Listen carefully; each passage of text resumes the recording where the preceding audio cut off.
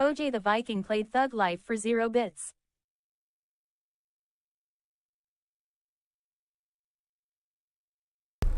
I couldn't join in and sing the song because it was still loading. Oh my gosh. Well, hi. Hello. Hi. Hello. You are first here. Woo. Yay.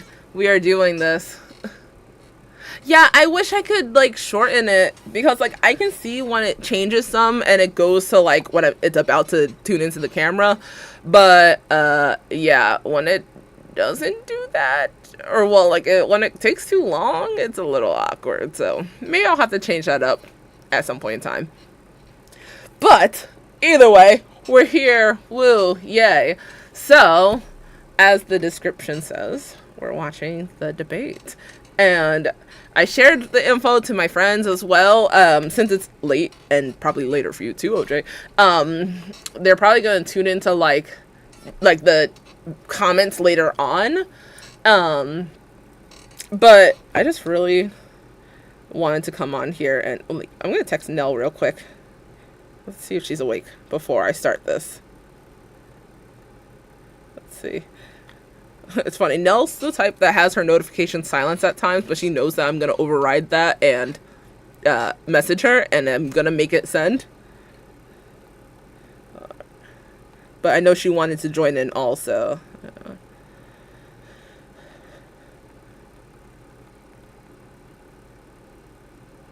Alright. For the debate, for the video, so I changed, oh gosh, I don't know technical terms and whatnot. It's pretty much viewing, there we go. OJ! OJ the Viking played Thug Life for 0 bits. There we go. Thank you. I'm so happy you did another one. Another one. It's pretty much viewing whatever I have on my browser currently. So what's on my browser currently is YouTube, widescreen YouTube. And we're just gonna rock with it and see what happens. I'm gonna call her real quick. Let's see.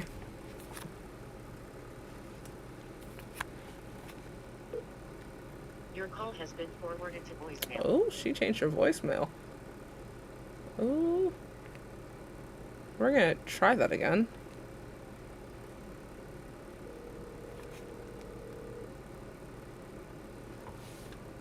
Transition screen.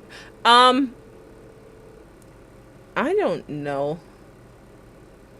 Hello? Hey, Bless. Hi, Nunu. Did you get my text? No. Are you on your device? Why? Just speak. I'm about to rewatch the debate, and I wanted to let you know in case you wanted to rewatch it or like tune in. Oh, yeah. Let me open up. I'm going to do it on my laptop because my friend is watching the game on my TV. Okay. Or my iPad. I'm going to do it on my iPad. It's streaming through YouTube also, so you can join in. I haven't started it. I wanted to make sure you were there. Okay, I'm on my way. Appreciate you. Let me know when you're on. Like, send a message on the chat so I know you're on. Okay. I love you. I love you too. Bye. Gosh, we're so stupid. The transition screen. I don't really know, OJ. I don't know how to explain it. I don't know how to describe things. I don't know. Yeah, no, I get what you're saying now. Where the heck did I find it? Like, total transparency. I just be Googling stuff, and whatever shows up, I'm like, okay. It's probably something potentially Streamlab related. I don't know. That's probably something where it's just gonna be easier to show if we're on call one day, and like I could just literally be like, see, look, because I don't know. And it's one of those things where it's like I'm not gonna change it until I can actually know what it is and figure it out. So I really just be Googling stuff. Awkward. So Nell's coming in to watch as well. She already watched it with her friends. As I'm sure you saw the picture of her and Tati. But she's gonna tune in as well. And oh, see, smart people are just awesome because they just really be knowing stuff. Oh, yeah. Well, either way, we're probably gonna have to have a call at some point just for me to actually show you. Like, it'll probably be like a Discord thing. It was very. I mean, literally, there is not a single pinpoint in American history that couldn't be made into a horror story, which is so awful to say. Like, it's bad. It's bad. That's why the whole "Make America Great Again." America will never be great again because the only time it was great is when it was only Native Americans here. Hey, there she is. Sweet. All right. Y'all ready to watch? Give me a thumbs up if you're ready, thumbs down if you're not, and something in between if you have to go pee. So I'm hoping that the sound produces through. So I'm gonna let it play for a couple seconds before we fully dive in. I'm gonna let it play for a couple seconds just to make sure you guys can hear it. I do have the volume on in my monitor, whatnot. So as far as like it should be connected through the browser, to which it should be connected here. Pretty much how like Sims is as well. Y'all can hear the sound, but because this is talking and not a game thing, I just want to make sure that it's gonna sound through well. So I have it a couple seconds before the actual debate starts. So I'm gonna press play for a couple seconds. You give me a thumbs up again if you can hear it, a thumbs down if you can't hear it, or something that's not a thumbs up or a thumbs down to show me that it might be there, but you're a little confused, okay? And it should be something where this sound plays while my mic is on. It's my voice. That's so fair. No. Alright, I'm gonna play a couple seconds and then stop. Y'all let me know if you can hear it, okay?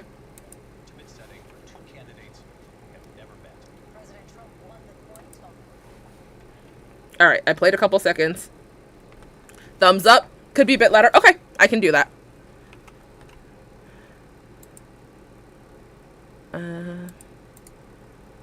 Okay. Oh, that's not what I wanted. Hold on. I got this. I got this. I can do this. Do y'all believe in me? Please believe in me.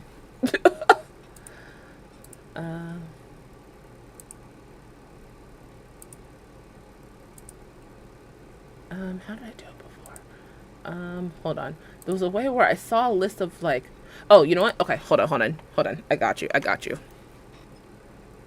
Oh my gosh, please believe in me, y'all. Here we go. Yep. I'm just gonna turn all these on blast. I'd rather it be too loud and y'all adjust the sound than yeah, I don't know what I was trying to go with that, but I'd rather it be loud and y'all turn it down on your end than for it to be too quiet and on the loudest setting. Words. Okay. You could literally needs to be just a natural. That's fair. Okay. I'm gonna try again. Play in a couple seconds. He chose to deliver the final closing statement of the evening. Vice President Harris.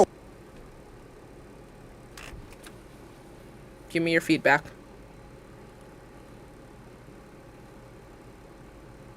It sounded louder on my end, so hopefully it is on y'all's end too.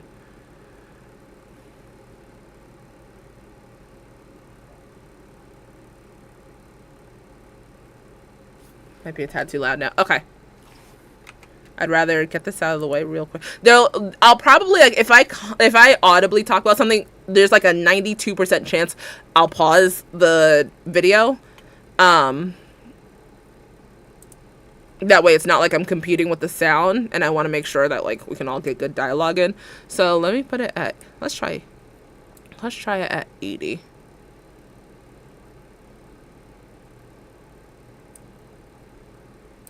Okay. I'm about to play it again.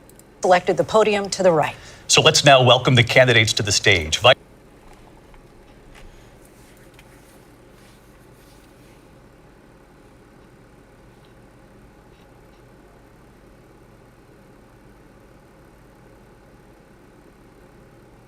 $65 to 70. Okay, I will do 70 because I don't like the 65 is an odd number.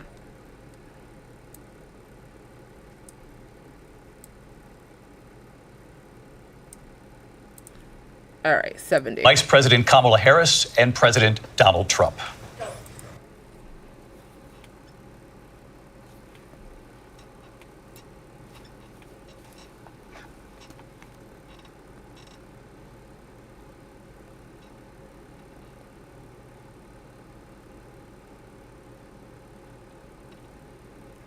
How did it sound that time?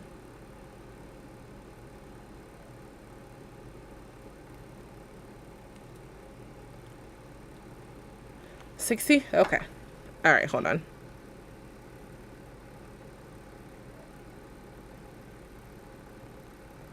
Hold on.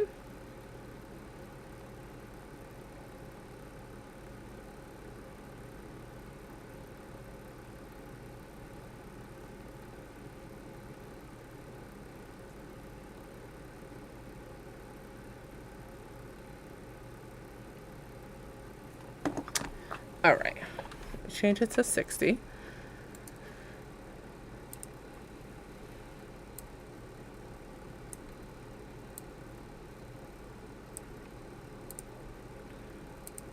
All right. Do you want free crystals sent to you every I month? guess Yes, this is a way to I said test it. the sound. Free every month. If you get approved for our VIP Crystal Club, we will send you beautiful crystals. What was it on before? I really don't know. I think like 30 or something like that. But that was 60 that you just heard from the commercial.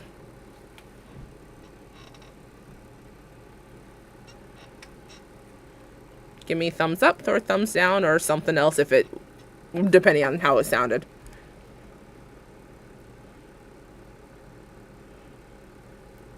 Wake arms wide open.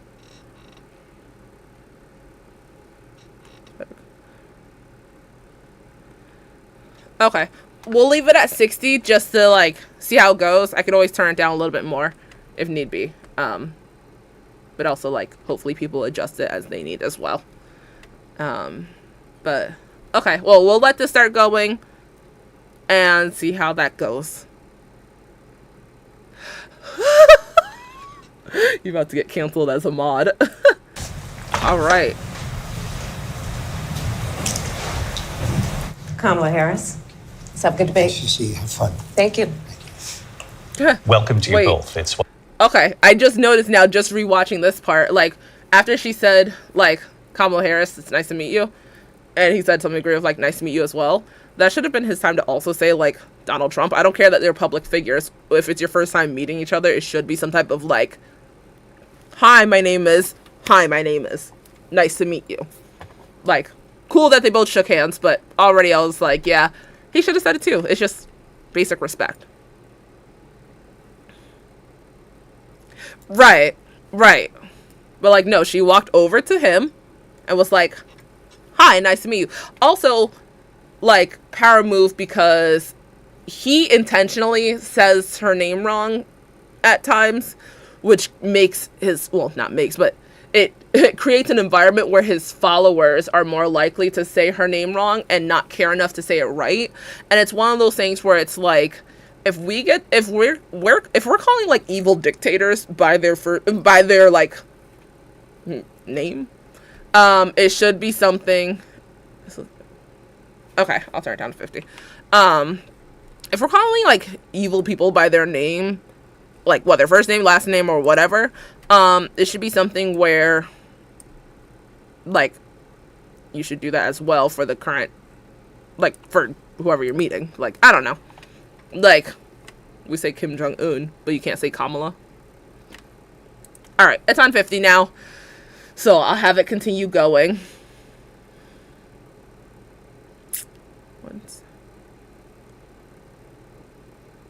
What? Huh? I don't know what you just said, OJ.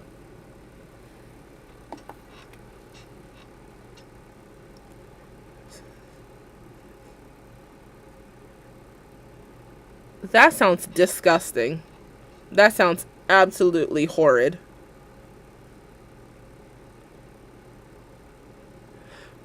Oh. Oh, okay, okay. Side note. I was like, what is going on? Yeah, that sounds absolutely rancid. That sounds disgusting. Alright, I'm gonna press play. Wonderful to have you. It's an honor to have you both here tonight. Good evening. Oh, We yeah. are looking Okay, forward to a spirited and thoughtful debate. So let's get started. Spirited and I want to thoughtful. begin tonight with the issue that voters repeatedly say is their number one issue, and that is the economy and the cost of living in this country. Vice President Harris, you and President Trump. Real quick, I noticed the captions at the bottom are delayed. There's nothing I really can do about it, because I don't like turning off captions. But it's not really much I can do about that, so I'm just gonna leave it. Ew, you really have to show me that as if I was already grossed out? That's horrid. That's disgusting. That's vile. All right, pressing play. Trump were elected 4 years ago, and your opponent on the stage here tonight often asks his supporters, are you better off than you were 4 years ago? When it comes to the economy, do you believe Americans are better off than they were 4 years ago? So I was raised as a middle-class kid, and I am actually the only person on this stage who has a plan that is about lifting up the middle class and working people of America. I believe in the ambition, the aspirations, the dreams of the American people.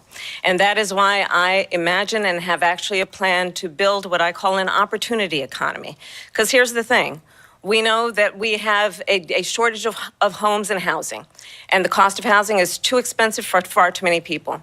We know that young families need support to raise their children, and I intend on extending a tax cut for those families of $6,000, which is the largest child tax credit that we have given in a long time, so that those young families can afford to buy a crib, buy a car seat, buy clothes for their children.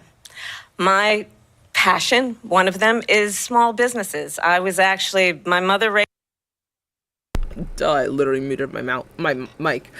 Chiming in real quick, because the question, part of the question was, like, if we feel like what the economy is better now or something like that. And she's answering, but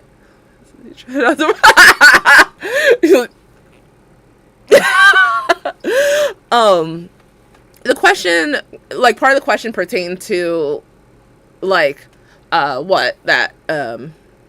they feel like the economy's better now. And, she's answering it, but she's also doing a lot of, when I grew up, blah, blah, blah, and my mom, blah, blah, blah, and if I was president, blah, blah. Awesome, great, cool, love that for you, bestie, but also there should have been, and we already saw this, so I know there's some, but there should have been a direct initial, okay, do you feel like the economy's better now? Say either yes or no, why it's a yes or a no, and then go with the backstory. Answer it directly, and then go with the backstory. It shouldn't just be this whole backstory stuff, because me personally, regardless of the side, I would be very, I don't care that, you're gonna talk about, something about small business, when you're growing up, that's awesome, but does that answer the question about current times? When you went to that small business when you were a kid, that was not current times. Is the economy better right now? Yes or no? Porque. And then continue. So that's my 2 cents about that so far, but also I'm gonna start looking like Trump along the way, just raised my sister and me, but there was a woman who helped raise us. We call her our second mother. She was a small business owner. I love our small businesses. My plan is to give a $50,000 tax deduction to start up small businesses, knowing they are part of the backbone of America's economy. My opponent, on the other hand, his plan is to do what he has done before. which is to provide a tax cut for billionaires and big corporations, which will result in $5 trillion to America's deficit. My opponent has a plan that I call... I do like that she...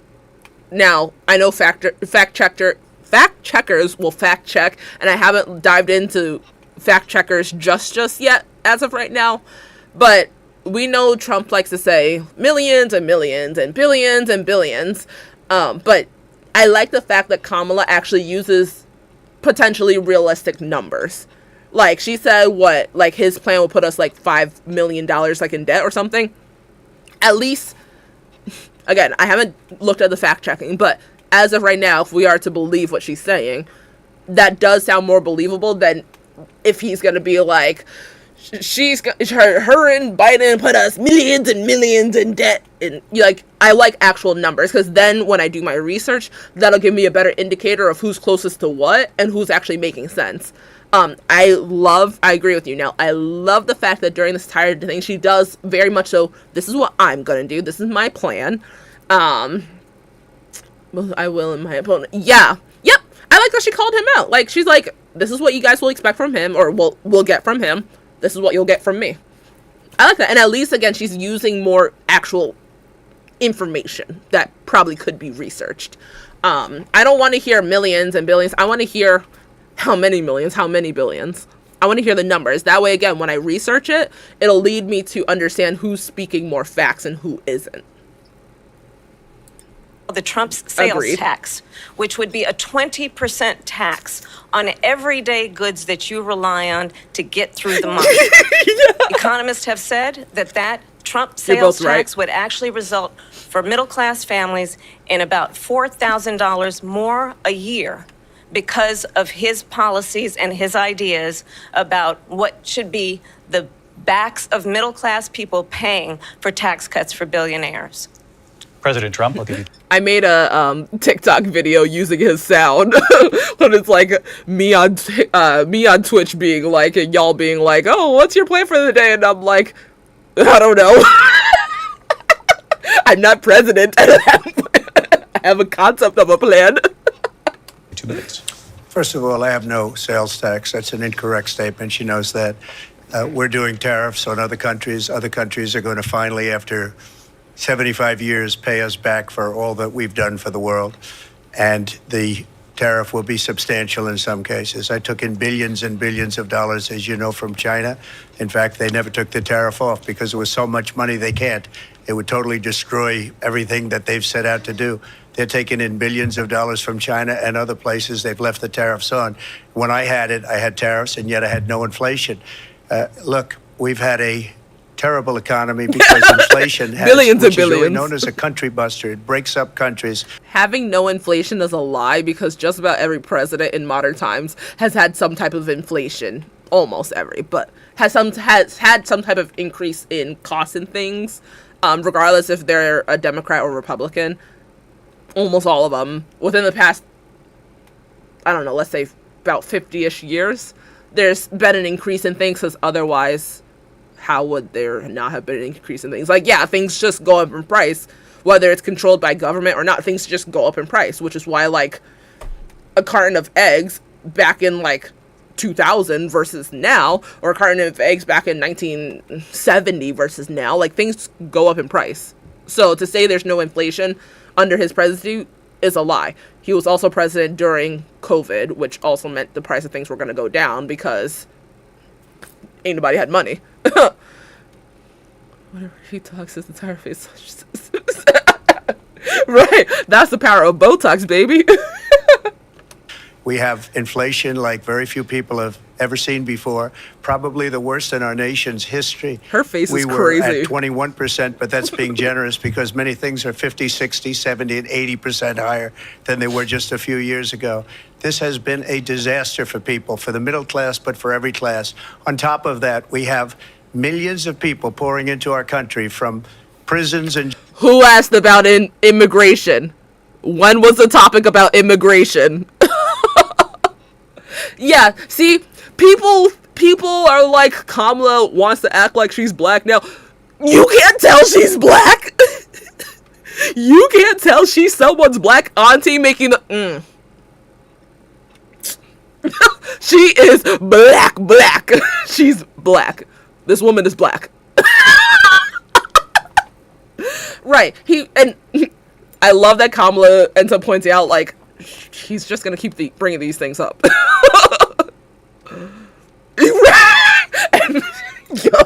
Jails, from mental institutions and insane asylums, and they're coming love in that. and they're taking jobs that are occupied right now by African Americans and Hispanics, and also unions. Unions are going to be affected very soon. And you see what's happening. You see what's happening with towns throughout the United States. You look at Springfield, Ohio. You look at Aurora in Colorado. They are taking over the towns. They're taking over buildings. They're going in violently. These are the people that she and Biden led into our country. Biden. And they're destroying our country. They're dangerous. They're at the highest level of criminality. And we have to get them out. We have to get them out fast. I created one of the greatest economies in the... She said, my brother in Christ. Biden in China. I will say, as a little, like, negative towards Kamala, I wish, now we all know we're making the same facial reactions, but I wish she did a little better. Now, for humor purposes, I don't wish this, but I wish for political purposes, she did a little bit better of refining, like, her expressive emotions, because I know people that support Trump are going to use that as a way of being like, oh, she's emotional, she's reacting so much. Like, I feel her. He talks a lot of BS. But I will give him credit that he's able to, whether Botox or not, he's able to keep more of a still face than she is most times. That's just one thing where I'm like, okay, to the viewers, some people are going to think that she's being emotional. I'm fine with her facial expressions, but people want to question her just race, let alone her laughs and her facial expressions. No, that's fair. They're going to say something either way. I'm fine with her facial expressions. I think they're so great and so accurate. But they just like to nitpick her for every little thing instead of actual, like, policies and, like, what she's saying versus, like the bro's orange at the end of the day. Like, do we see... we just press play. The history of our country. I'll do it again and even better. We are going to get to immigration and border security during this debate, but I would like to let Vice President Harris respond on the economy here. Well, I would love to. Let's talk about what Donald Trump left us. Donald Trump left us the worst unemployment since the Great Depression. Donald Trump left us the worst public health epidemic I don't even in think a century. She's being emotional. Donald Trump left us the worst attack on our democracy since the Civil War. And what we have done is clean up Donald Trump's mess. What we have done and what I intend to do is build on what we know are the aspirations and the hopes of the American people. But I'm going to tell you all in this debate tonight, you're going to hear from the same old tired playbook, grievances and name calling. What you're going to hear tonight is a detailed and dangerous plan called Project 2025 that the former president intends. He said, even though he ends up saying, I know nothing about Project 2025, he really said,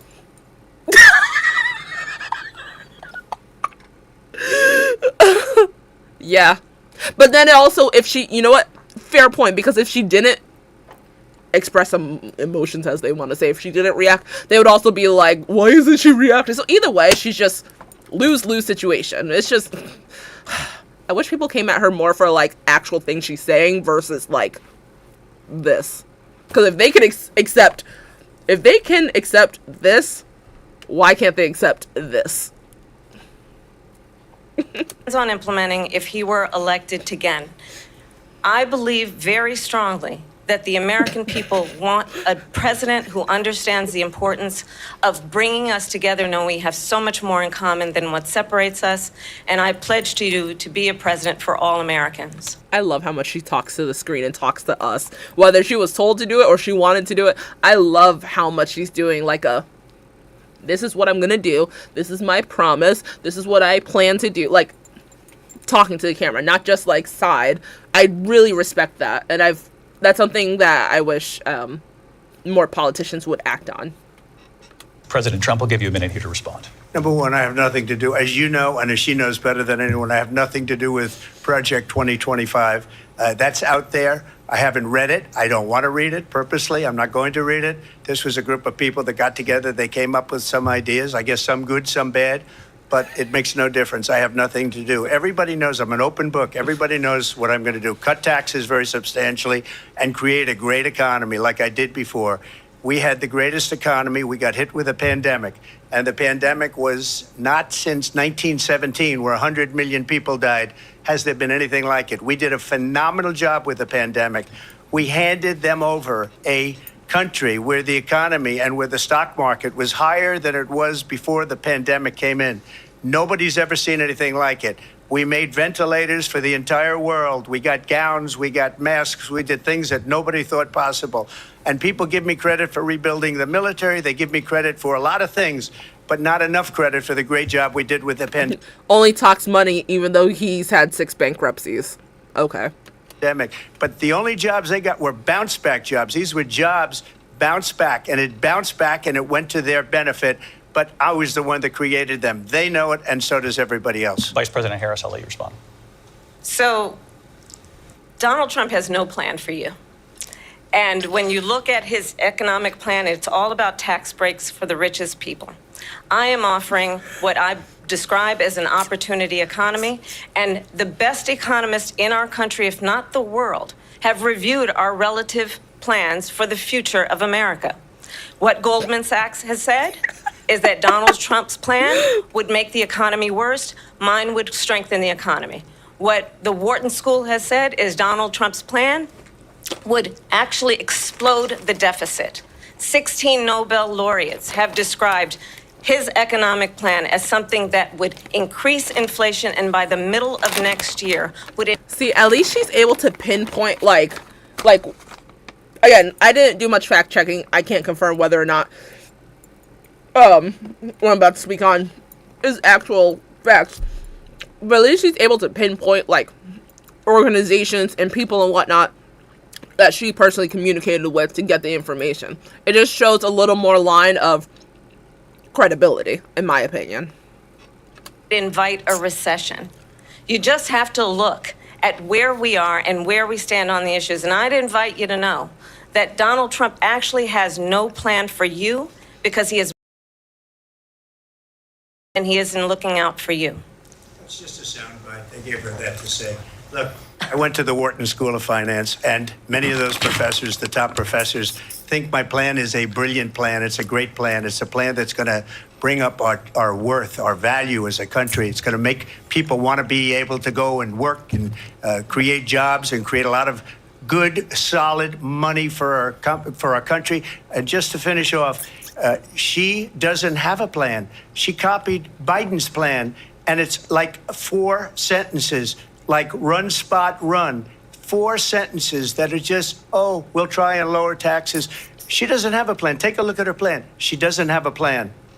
Mr. President, I do want to drill down on something you both brought up. The Vice President brought up your tariffs. You responded, and let's drill down on this, because your plan is what she calls is essentially a national sales tax. Your proposal calls for tariffs, as you pointed out here, on foreign imports across the board. You recently said that you might double your plan, imposing tariffs up to 20% on goods coming into this country. As you know, many economists say that with tariffs at that level, costs are then passed on to the consumer. Vice President Harris has argued it'll mean higher prices on gas, food, clothing, medication, arguing it costs the typical family nearly $4,000 a year. Do you believe Americans can afford higher prices because of tariffs? They're not going to have higher prices. What's going to have, and who's going to have higher prices, is China and all of the countries that have been ripping us off for years. I was the only president ever. China was paying us hundreds of billions of dollars, and so were other countries. And, you know, if she still never has any numbers to prove, no type of, like, hey, this is actually roughly the amount. Pretty much anytime Trump says, like, millions and billions kind of thing, I automatically, regardless of if he is actually speaking the truth or not, me personally, I automatically default to, like, okay, this is BS, because why can't you produce a more accurate number? I know they're on the debate platform, and I know that they're at a point where they don't have, like, they weren't asked the questions beforehand. So fair enough, he might not have the exact number, but you can't give a ballpark range of what this amount was from China or whatever. Like, come on. She doesn't like them. They should have gone out and they should have immediately cut the tariffs. But those tariffs are there 3.5 years now under their administration. We are going to take in billions of dollars, hundreds of billions of dollars. I had no inflation, virtually no inflation. They had the highest inflation perhaps in the history of our country, because I've never seen a worse period of time. People can't go out and buy cereal or bacon or eggs or anything else. The people of our country are absolutely dying with what they've done. They've destroyed the economy. And all you have to do is look at a poll. The polls say 80 and 85 and even 90% that the and Mexico Trump will pay economy for was it. great, that their economy was terrible. Vice President Harris, I do want to ask for your response, and you heard what the president said there, because the Biden administration did keep a number of the Trump tariffs in place. So how do you respond? Well, let's be clear that the Trump administration resulted in a trade deficit, one of the highest we've ever seen in the history of America. He invited trade wars. You want to talk about his deal with China? What he ended up doing is, under Donald Trump's presidency, he ended up selling American chips to China to help them improve and modernize their military, basically sold us out, when a policy about China should be in making sure the United States of America wins the competition for the 21st century, which means focusing on the details of what that requires, focusing on relationships with our allies, focusing on investing in American-based technology so that we win the race on AI, on quantum computing, focusing on what we need to do to support America's workforce so that we don't end up having on the short end of the stick in terms of workers' rights. But what Donald Trump did, let's talk about this, with COVID, is he actually thanked President Xi for what he did during COVID. Look at his tweet.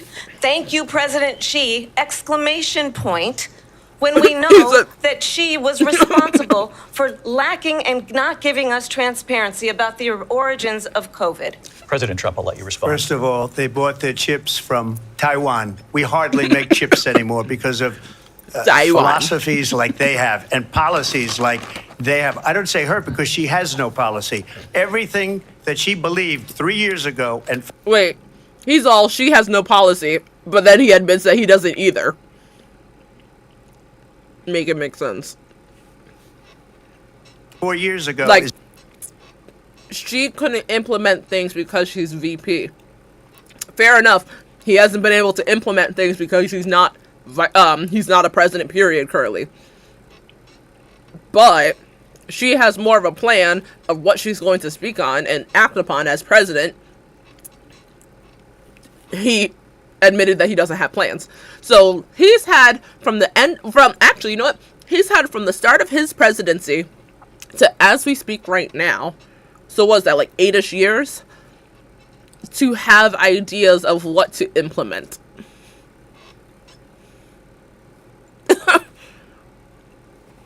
Yeah, he's trying to prove, like, the big word, I got it.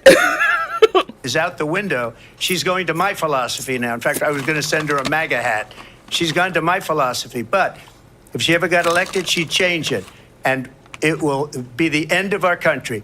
She's a Marxist. Everybody knows she's a Marxist. Her father's a Marxist professor in economics, and he taught her well. But when you look at what she's done to our country, and when you look at these millions and millions of people that are pouring into our country monthly, where it's, I believe, 21 million people, not the 15 that people say, and I think it's a lot higher than the 21. That's bigger than New York State pouring in. And just look at what they're doing to our country. They're criminals. Many of these people coming in are criminals. And that's bad for our economy, too. You know, you mentioned before, we'll talk about immigration later. Well, bad immigration is the worst thing that can happen to our economy.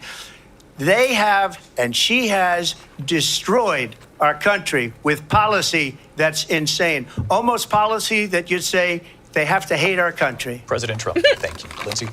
I want to turn to the issue of abortion. President Trump, you've often touted that you were able to kill Roe v. Wade. Last year, you said that you were proud to be the most pro-life president in American history. Then last month, you said that your administration would be great for women and their reproductive rights.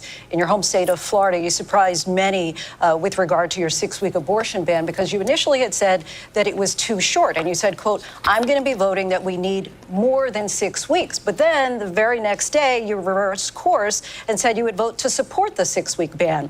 Vice President Harris says that women shouldn't trust you on the issue of abortion because you've changed your position so many times. Therefore, why should they trust you? Well, the reason I'm doing that vote is because the plan is, as you know, the vote is, they have abortion in the 9th month.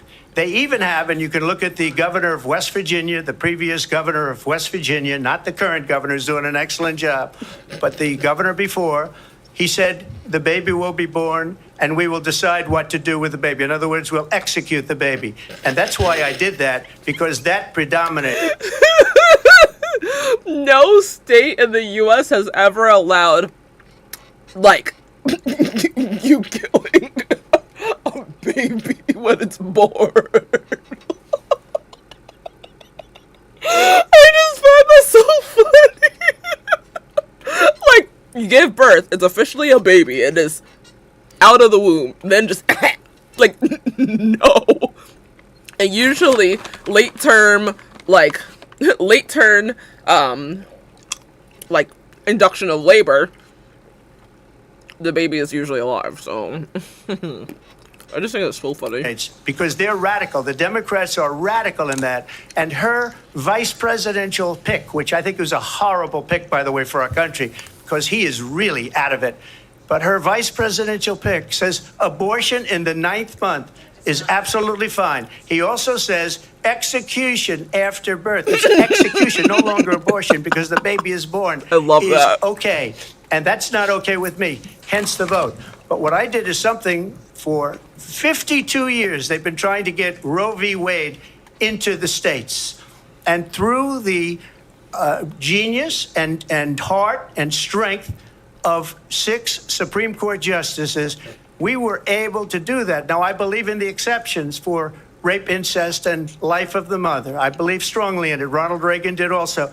85% of Republicans do. Why do we care about Reagan?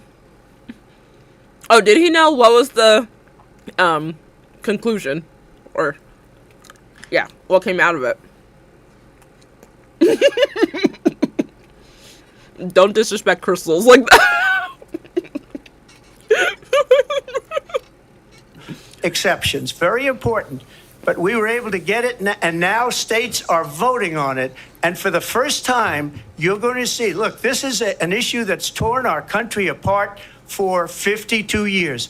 Every legal scholar, every Democrat, every Republican, liberal, conservative, they all wanted this issue to be brought back to the states where the people could vote.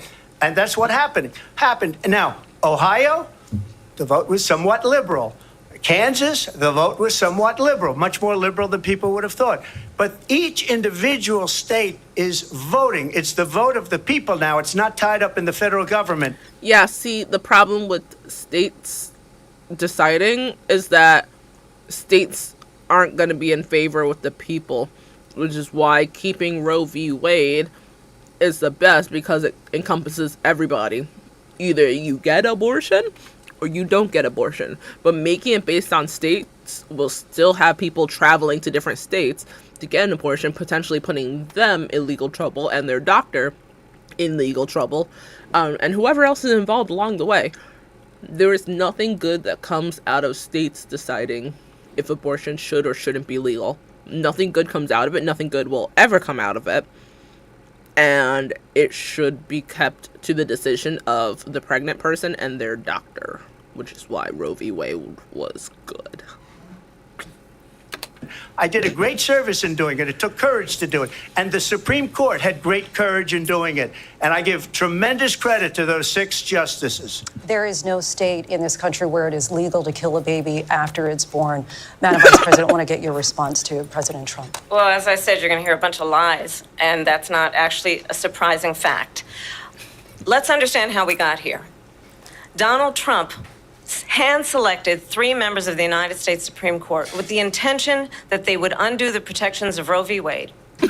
And they did exactly as he intended. And now She was in like, over "You're wrong. 20 Goodbye." states, there are Trump abortion bans, which make it criminal for a doctor or nurse to provide health care. In one state, it provides prison for life.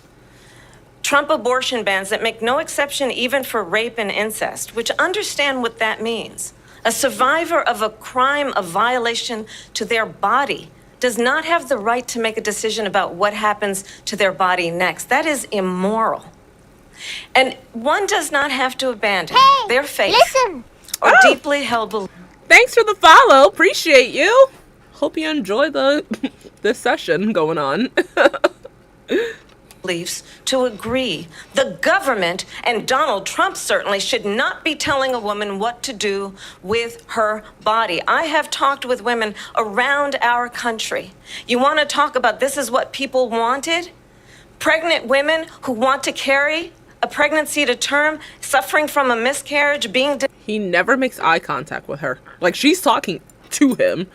Yeah, no, I'll follow back. She's talking to him. He's talking to the camera. Oh, you're from the ATL? Hotlanta. That's fun. Yeah, no, I follow people back when they follow me, of Denied course. care in an emergency room because the healthcare providers are afraid they might go to jail, and she's bleeding out in a car in the parking lot. She didn't want that. Her husband didn't want that. A 12 or 13-year-old survivor of incest being forced to carry a pregnancy to term. They don't want that. And I pledge to you, when Congress passes a bill to put back in place the protections of Roe v. Wade, as President of the United States, I will proudly sign it into law. I don't But like that he wasn't understand, looking at the camera. If Donald Trump were to be really reelected, annoyed me. he will sign a national abortion ban. Understand, in his Project 2025, there would be a national abortion, a monitor that would be monitoring your pregnancies, your miscarriages. I think the American people believe that certain freedoms, in particular the freedom to make decisions about one's own body, should not be made by the government. Thank you, Vice President Harris. Well, there she goes again. It's a lie. I'm not signing a ban, and there's no reason to sign a ban because we've gotten what everybody wanted. Democrats, Republicans, and everybody else, and every legal scholar wanted it to be brought back into the states, and the states are voting. And it may take a little time, but for 52 years, this issue has torn our country apart, and they've wanted it back in the states. And I did something that nobody thought was possible. The states are now voting. What she says is an absolute lie. And as far as the abortion ban, no, I'm not in favor of abortion ban, but it doesn't matter because this issue has now been taken over by the states. Would you if he wasn't in favor of an abortion ban, he wouldn't have taken away Roe v. Wade, which is banning people from having abortions. Like, him taking that away leads to that. So it kind of is a huge contrast, him saying that, but his actions showed otherwise. He flip-flops back and forth between things, and it kind of actually annoys me. I'd rather him be not in his belief, but I'd rather him be consistent in something, so that way it's at least looking more credible. But he's flip-flopped back and forth because he's spoken on being in support of like pro-choice beliefs and being in support of pro-life beliefs. Like, pick a lane instead. No, I agree with you, Nell. She came in clutch. veto a national abortion ban if it Well, came I to your won't desk? have to because, again, Like, let it's her two finish a things. sentence. Number one, she said she'll go back to Congress. She'll never get the vote. It's impossible for her to get the vote, especially now with the 50-50 and essentially 50-50 in both Senate and the House. She's not going to get the vote. She can't get the vote. She won't even come close to it. So it's just talk. You know what it reminds me of? When they said they're going to get student loans terminated, and it ended up being a total catastrophe.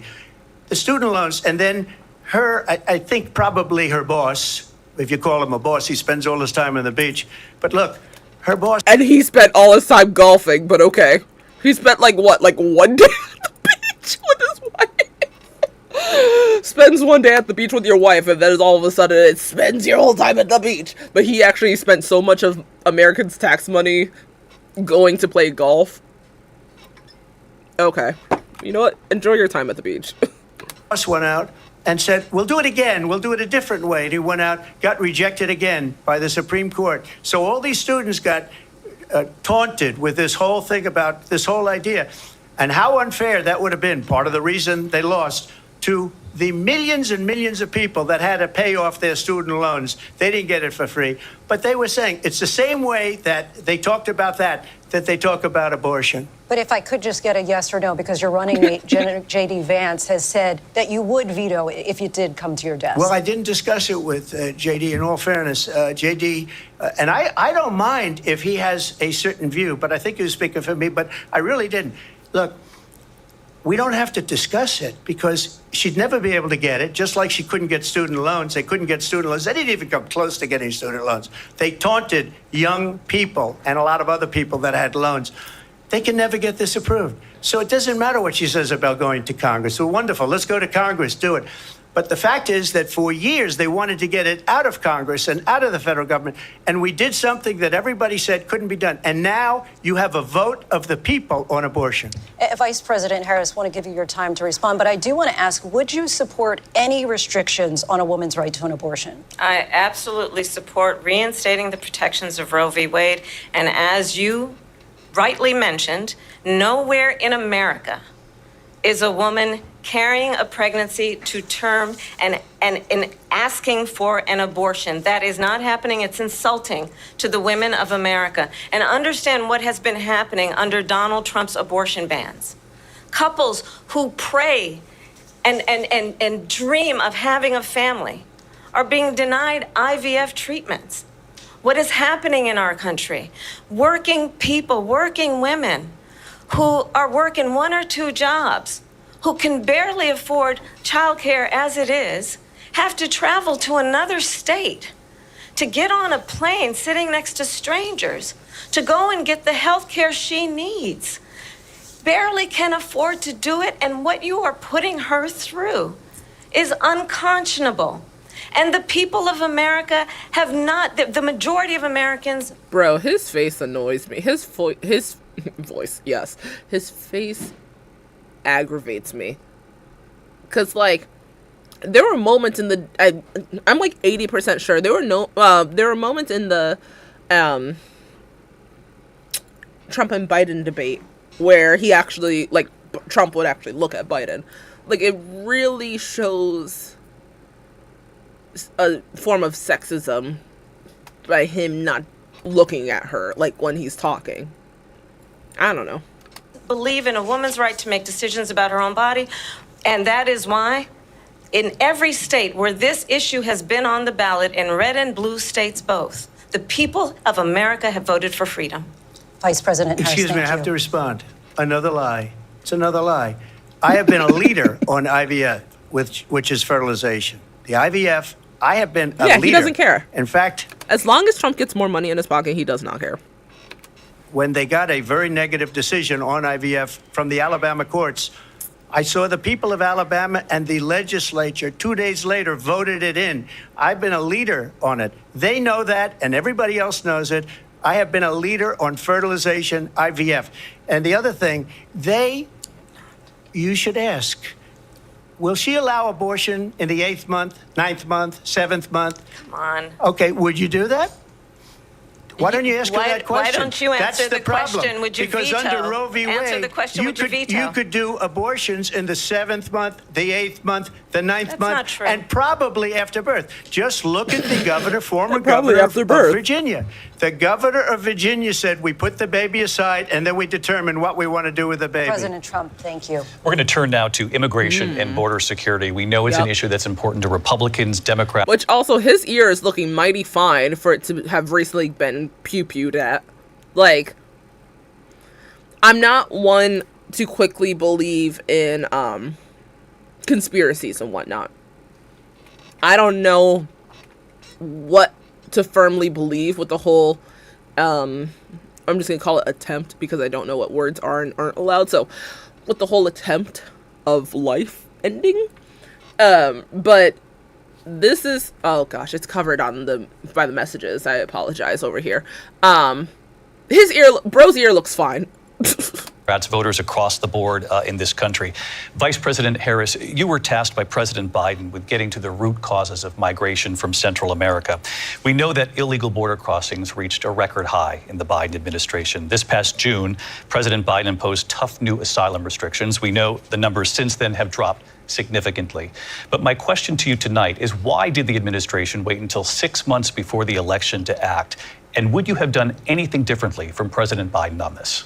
So I'm the only person on this stage who has prosecuted transnational criminal organizations for the trafficking of guns, drugs, and human beings. And let me say that the United States Congress, including some of the most conservative members of the United States Senate, came up with a border security bill which I supported. And that bill would have put 1,500 more border agents on the border to help those folks who are working there right now overtime trying to do their job. That's fair, OJ. It would have allowed us to stem the flow of fentanyl coming into the United States. I know there are so many families watching tonight who have been personally affected by the surge of fentanyl in our country. That bill would have put more resources to allow us to prosecute transnational criminal organizations for trafficking in guns, drugs, and human beings. But you know what happened to that bill? Donald Trump got on the phone, called up some folks in Congress, and said, kill the bill. And you know why? Because he'd prefer to run on a problem instead of fixing a problem. And understand, this comes at a time where the people of our country actually need a leader who engages in solutions, who actually addresses the problems at hand. But what we have in the former president is someone who would prefer to run on a problem instead of fixing a problem. And I'll tell you something, he's going to talk about immigration a lot tonight, even when it's not the subject that is being raised. And I'm going to actually do something really unusual, and I'm going to invite you to attend one of Donald Trump's rallies, because it's a really interesting thing to watch. You will see during the course of his rallies, he talks about fictional characters like Hannibal Lecter. He will talk about windmills cause cancer. And what you will also notice is that people start leaving his rallies early out of exhaustion and boredom. And I will... He's like... he really said... like, why are you like... why are you nodding your head? Like, that would have been his time to be like... Like, girl, what? I'll tell you, the one thing you will not hear him talk about is you. You will not hear him talk about your needs, your dreams, and your desires. And I'll tell you, I believe you deserve a president who actually puts you first, and I pledge to you that I will. Vice President Harris, thank you. President Trump, on that point, I want to get your response. Well, I would like to respond. Let me just ask, though, why did you try to kill that bill, and successfully so? That would have put thousands of additional agents and officers on the border. First, let me respond as to the rallies. She said people start leaving. People don't go to her rallies. There's no reason to go. And the people that do go, she's bussing them in and paying them. But literally, people are actually there. He said people don't go, and the people that do go, okay, do they go to her rallies or not? Right. Bro was people come to my party. Bro, sit down. To be there. And then showing them in a different light. So she can't talk about that. People don't leave my rallies. Yep. We have the biggest You're rallies, right. the most incredible rallies in the history of politics. That's because people want to take their country back. In the history of politics, it's Our country crazy. is being lost. We're a failing nation. And it happened 3.5 years ago. And what's going on here, you're going to end up in World War III, just to go into another subject. What they have done to our country by allowing these millions and millions of people to come into our country, and look at what's happening to the towns all over the United States. And a lot of towns don't want to talk. It's not going to be Aurora or Springfield. A lot of towns don't want to talk about it because they're so embarrassed by it. In Springfield, they're eating the dogs, the people that came in. They're eating the cats. They're eating the pets of the people that live there.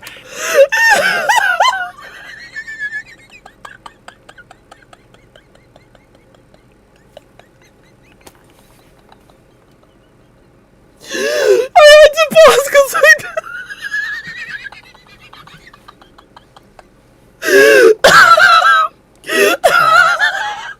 I had to pause because I didn't want. I'm sorry, Tallulah. sorry, mommy's Lula.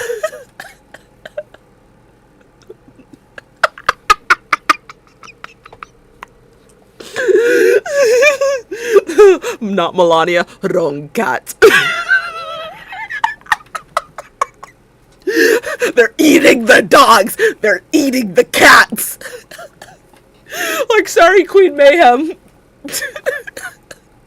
Oh my gosh. And this is what's happening in our country, and it's a shame. As far as rallies are concerned, as far as the reason they go is they like what I say. They want to bring our country back. They want to make America great again. It's a very simple phrase, make America great again. She's destroying this country, and if she becomes president, this country doesn't have a chance of success. Doesn't explain how she's actually destroying the country. How many VPs, just regardless of right, regardless of Democrat or Republican, how many VPs are actually because we're like twins almost 10 years apart. Oh my gosh, your friend would love when we're actually together. But how many VPs in the history of VPs have actually done something destructive? And I mean that as a genuine question. Like, if someone out there knows, comment it. Because usually it's usually the president, not the VP. So what has she actually done that was destructive?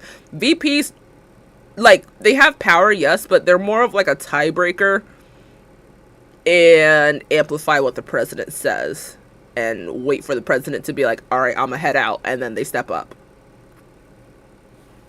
But okay. Success, not only success, will end up being Venezuela on steroids. We always say we could never have a class together because we would just be stupid. No would kneel on me and be like, she is so funny. I just want to clarify here. You bring up Springfield, Ohio, and ABC News did reach out to the city manager there. He told us there have been no credible reports of specific claims of pets being harmed, injured, or abused by individuals within the immigrant community. Imagine that having to be a statement done by the moderators. Like, real quick, y'all, by the way, Springfield says ain't nobody eating cats and dogs. Like, imagine that having to be a statement said in a modern day presidential debate, in any time presidential debate. Imagine that having to be said. Like, bro never thought in his history of life he would ever have to make a public statement saying no cats are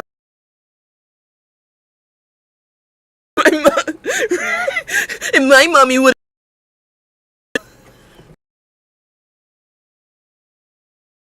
know, maybe not, but I really want to know where he got this they're eating cats and dogs concept from, because me personally, my belief, it sounds low-key racist, but I'm gonna let that rock. Well, I've seen people on television. Let me just say here, this is the people on television say my dog was taken and used for food. So maybe he said that, and maybe that's a good thing to say for a city manager. I'm not taking this from But television. the people are Right. If we actually did the whole, well, it was on television. You know what else was on television? SpongeBob, Rocko's Modern Life, Ren and Stimpy, Cow and Chicken, like, Boondocks, South Park. You know how many things are on television? Are we supposed to just believe every single thing that's produced on TV because it's on TV?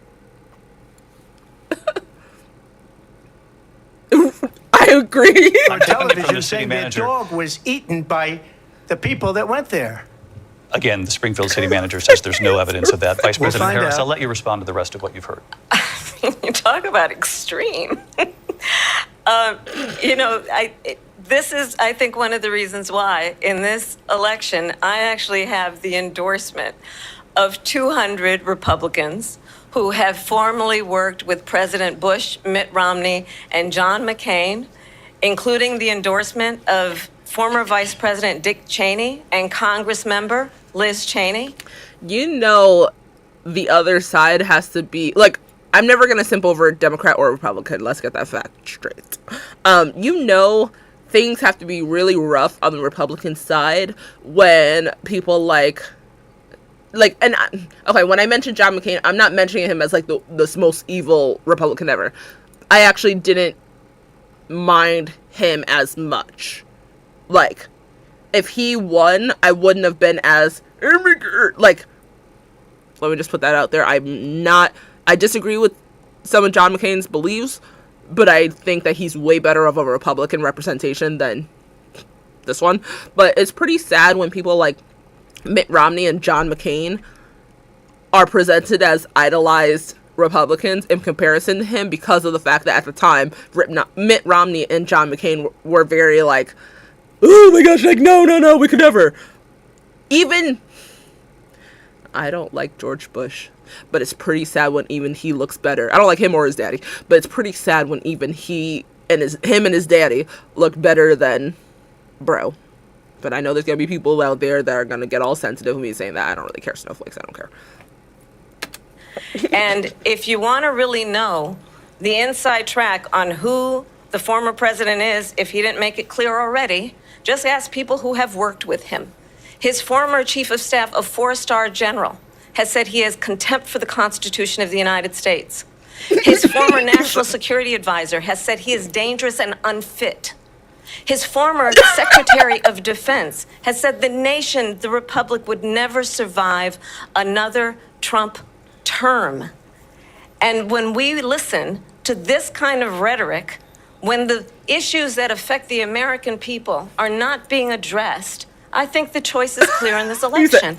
President Trump, I'll give you a quick minute to respond here. Thank you. So anyways. When I hear that, see, I'm a different kind of a person. I fired most of those people. Not so graciously. They did bad things or bad. Why is this camera person so just like awkward zoom?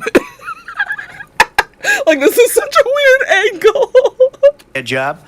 I fired them. They never fired one person. They didn't fire anybody having to do with Afghanistan and the Taliban and the 13 people whose were just killed, viciously and violently killed. And I got to know the parents and the family. They didn't fire. They should have fired all those generals, all those top people, because that was one of the most incompetently handled situations anybody has ever seen. So when somebody does a bad job, I fire him. And you take a guy like Esper. He was no good. I fired him. So he writes a book. Another one writes a book. Because with me, they can write books. With nobody else can they. But they have done such a poor job, and they never fire anybody. Look at the economy. Look at the inflation. They didn't fire any of their economists. They have the same people. That's a good way not to have books written about you. But just to finish, I got more votes than any Republican in history by far. In fact, I got more votes than any I'm fact checking that real quick. sitting president in history by far. Let's check that real quick. Has Trump received the most amount of votes compared to other presidents?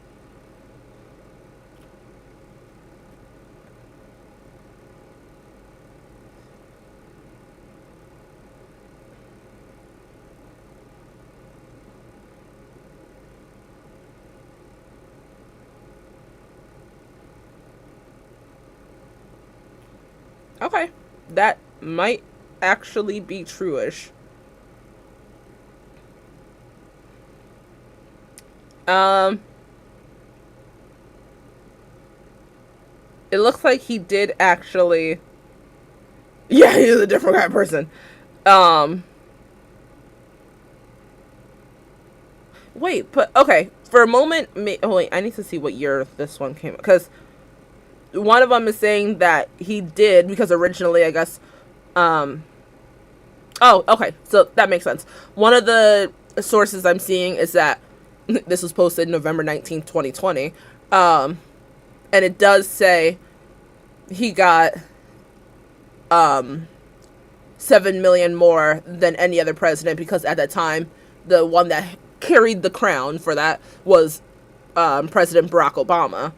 But then it says Joe Biden in December on December 7th, 2020, a source I'm seeing says Joe Biden has now received more than 81 million votes, whereas on it said for Trump it said 73.6 million.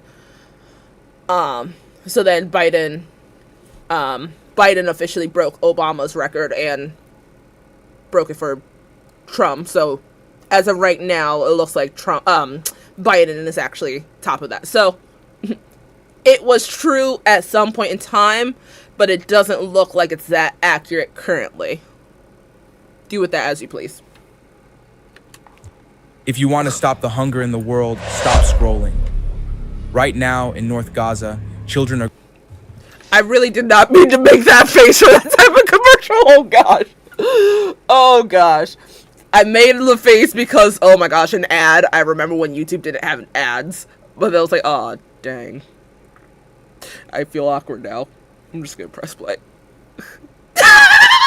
Like, we get it, okay? You're hungry. No, that's wild. Gosh, I did not make that face because of the commercial. Let me make that right now known. I did not make that face from the concept, from the topic of the commercial. I made that face because of the commercial, period. Let me continue on immigration. It was what you wanted to talk about earlier, so let's get back to your deportation proposal that the vice president has reacted to as well. President Trump, you call this the largest domestic deportation operation in the history of our country. You say you would use the National Guard. You say if things get out of control, you'd have no problem using the U.S. military. Police, yes. You also said you would use local police. How would you deport 11 million undocumented immigrants? I know you believe that number is much higher. Take us through this. What does this look like? Will authorities be going door to door in this country? Yeah, it is much higher because of them. They allowed criminals, many millions of criminals. They allowed terrorists. They allowed common street criminals. They allowed people to come in, drug dealers, to come into our country. And they're now in the United States and told by their countries like Venezuela, don't ever come back or we're going to kill you. Do you know that crime in Venezuela and crime in countries all over the world is way down? You know why? Because they've taken their criminals off the street and they've given them to her to put into our country. And this will be one of the greatest mistakes in history for them to allow. And I think they probably did it because they think they're going to get votes, but it's not worth it because they're destroying the fabric of our country by what they've done. There's never been anything done like this at all. They've destroyed the fabric of our country. Millions of people let in. And all. Imagine thinking that immigrants are destroying the country and not homegrown Americans that are actually destroying the country. When, whether nationally or internationally, whenever we see news about something bad happening in the U.S., more times than not, it's someone that was born and raised here, not someone that immigrated here. Just saying. Let's not act like immigrants are the problem. All over the world, crime is down all over the world except here. Crime here is up and through the roof. Despite their fraudulent statements that they made, crime in this country is through the roof. And we have a new form of crime. It's called migrant crime. And it's happening at levels that nobody thought possible. President Trump, as you know, the FBI says overall violent crime is actually coming down in this country. But Vice President Harris, the FBI they were defrauding statements. They didn't. They should have muted his mic. Like, first of all, no one should be talking over the moderator. But also, moderators, unplug that mic, shut up, and finish your sentence, and then the debate will continue.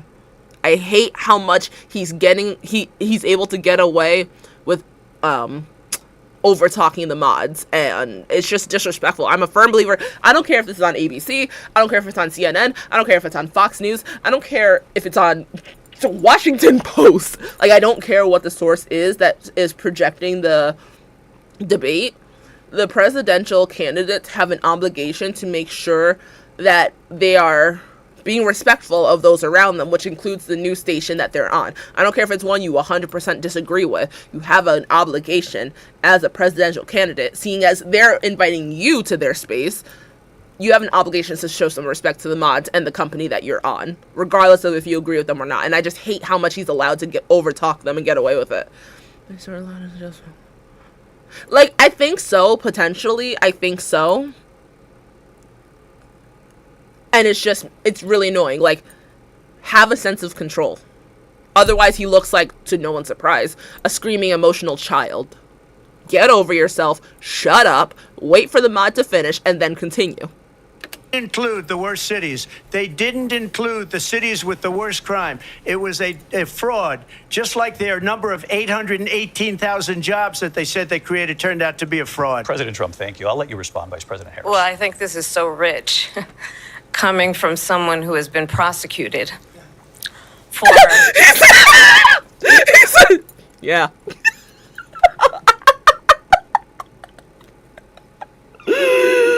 Oh, God. She said, yeah. Like,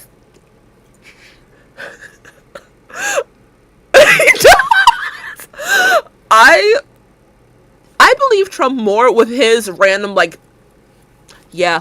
I believe him more with him doing those than his responses. Because those are actual facts.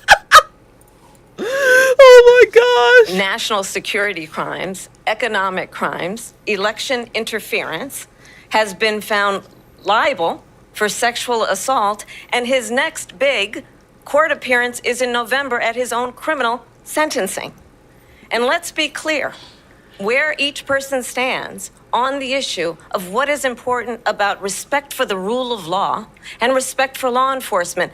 The former vice president called for defunding federal law enforcement, 45,000 agents, get this, on the day after he was arraigned on 34 felony counts. So let's talk about what is important in this race. It is important that we move forward, that we turn the page on this same old tired rhetoric and address the needs of the American people, address what we need to do about the housing shortage, which I have a plan for, address what we must do to support our small businesses, address bringing down the price of groceries. But frankly, the American people are exhausted with this same old tired playbook. Vice President Harris, thank you. Excuse me. Every one of those cases was started by them against their political opponent. And I'm winning most of them, and I will win the rest on appeal. And you saw that with the decision that came down just recently from the Supreme Court. I'm winning most. He talks so much in like his head tilt down, glare, like looking kind of that way. She's very like her position of her head in relation to her body is very straight on. His body language, 100 messages, whoop whoop. His body language is so like forward, down, looking at you through like the tops of his eyes, not direct on. It's very like this, which is I don't like that. of them. But those are cases, it's called weaponization. Never happened in this country. They weaponized the Justice Department. Every one of those cases was involved with the DOJ, from Atlanta and Free Palestine to the Attorney General of New York and the DA in New York. Every one of those cases. And then they say, oh, he's a criminal. They're the ones that made them go after me. By the way, Joe Biden was found essentially guilty on the documents case. And what happened in my documents case? They said, oh, that's the toughest of them all. A complete and total victory. 2 months ago, it was thrown out. It's weaponization, and they used it, and it's never happened in this country. They used it to try and win an election. They're fake cases. President Trump, thank you. A really quick response here, Vice President Harris, on this notion of weaponization of the Justice Department. Well, let's talk about extreme and understand the context in which this election in 2024 is taking place. The United States Supreme Court recently ruled that the former president would essentially be immune from any misconduct if he were to enter the White House again. That's true. Understand, this is someone who has openly said he would terminate, I'm quoting, terminate the Constitution of the United States, that he would weaponize the Department of Justice against his political enemies. Someone who has openly expressed disdain for members of our military. Understand what it would mean if Donald Trump were back in the White House with no guardrails, because certainly we know now the court won't stop him. We know J.D. Vance is not going to stop him. It's up to the American people. Vice President stop Harris. him. Thank you. Lindsay? Vice President Harris, in your last run for president. See, no, This no, is the no. one that- That should have been a pull your mic. You can't talk now. I'm finishing my sentence. The over talking of the mods infuriates me. What infuriates me more is the mods letting it happen. Weaponized, not me. She weaponized. I probably took a bullet to the head because of the things that they say about me. They talk about democracy. I'm a threat to democracy. They're the threat to democracy President with a fake Trump. Russia investigation We do have a lot that to get. went nowhere. We have a lot to get to. Lindsay? Vice President Harris, in your last run for president, you said you wanted to ban fracking. Now you don't. You wanted mandatory government buyback programs for assault weapons. Now your campaign says you don't. You supported decriminalizing border crossings. Now you're taking a harder line. I know you say that your values have not changed. So then why have so many of your policy positions changed? So my values have not changed, and I'm going to discuss at least every point that you've made. But in particular, let's talk about fracking because we're here in Pennsylvania. I made that very clear in 2020. I will not ban fracking. I have not banned fracking as Vice President of the United States. And in fact, I was the tie-breaking vote on the Inflation Reduction Act, which opened new leases for fracking. My position is that we have got to invest in diverse sources of energy so we reduce our reliance on foreign oil. We have had the largest increase in domestic oil production in history because of an approach that recognizes that we cannot over-rely on foreign oil. As it relates to my values, let me tell you, I grew up a middle-class kid raised by a hardworking mother who worked and saved and was able to buy our first home when I was a teenager. The values I bring to the importance of home ownership, knowing not everybody got handed $400 million on a silver platter and then filed bankruptcy 6 times, is a value that I bring to my work to say we are going to work with the His laugh was really, oh, she knows that too. Oh. private sector and home builders to increase by 3 million homes by the end of my first term. My work that is related to having a friend when I was in high school who was sexually assaulted by her stepfather. And my focus then on protecting women and children from violent crime is based on a value that is deeply grounded in the importance of standing up for those who are most vulnerable.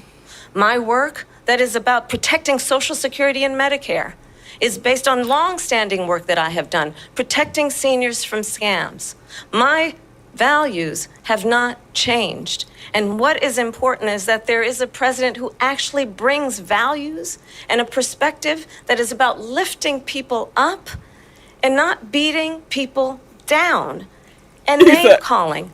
The true measure of the leader is the leader who actually understands the strength is not in beating people down, it's in lifting people up. I intend to be that president. President Trump, your Well, response? first of all, I wasn't given $400 million. I wish I was. My father was a Brooklyn builder, Brooklyn, Queens, and a great father, and I learned a lot from him. But I was given a fraction of that, a tiny fraction, and I built it into many, many billions of dollars, many, many billions. And when people see it, they are even surprised. So we don't have to talk about that.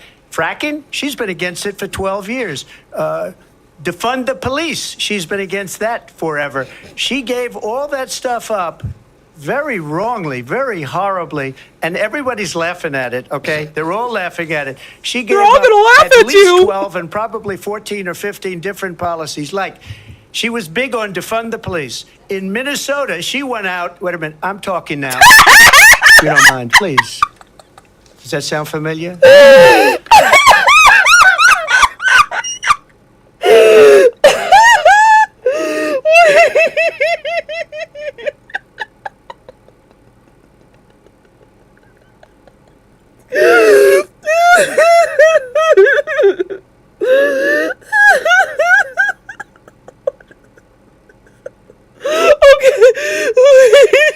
That part, like, when this was live streaming and he said I'm talking, I was like, dang, I can't stand the man, but I can't with how petty he is. Because first of all, that's not even what she actually said. She said, I'm speaking. also I'm like, dang, you really found your moment and took it. Like I can't actually be mad at that part. Oh my gosh. Wait, OJ, is there a part that I should rewind to, or are you just saying his expressions in general? Like, when this was going live, that really had me in such a chokehold, him saying that. Oh, bro, I can't. Oh my gosh, I can't. Bro, if they're hating on, oh, okay. They hate on Kamala and her laugh. They would really hate my laugh. Let's see. Up at least 12 and probably 14 or 15 different policies. Like, she was big on defund the police. In Minnesota, she went out. Wait a minute, I'm talking now. If you don't mind, please. Does that sound familiar? She went out.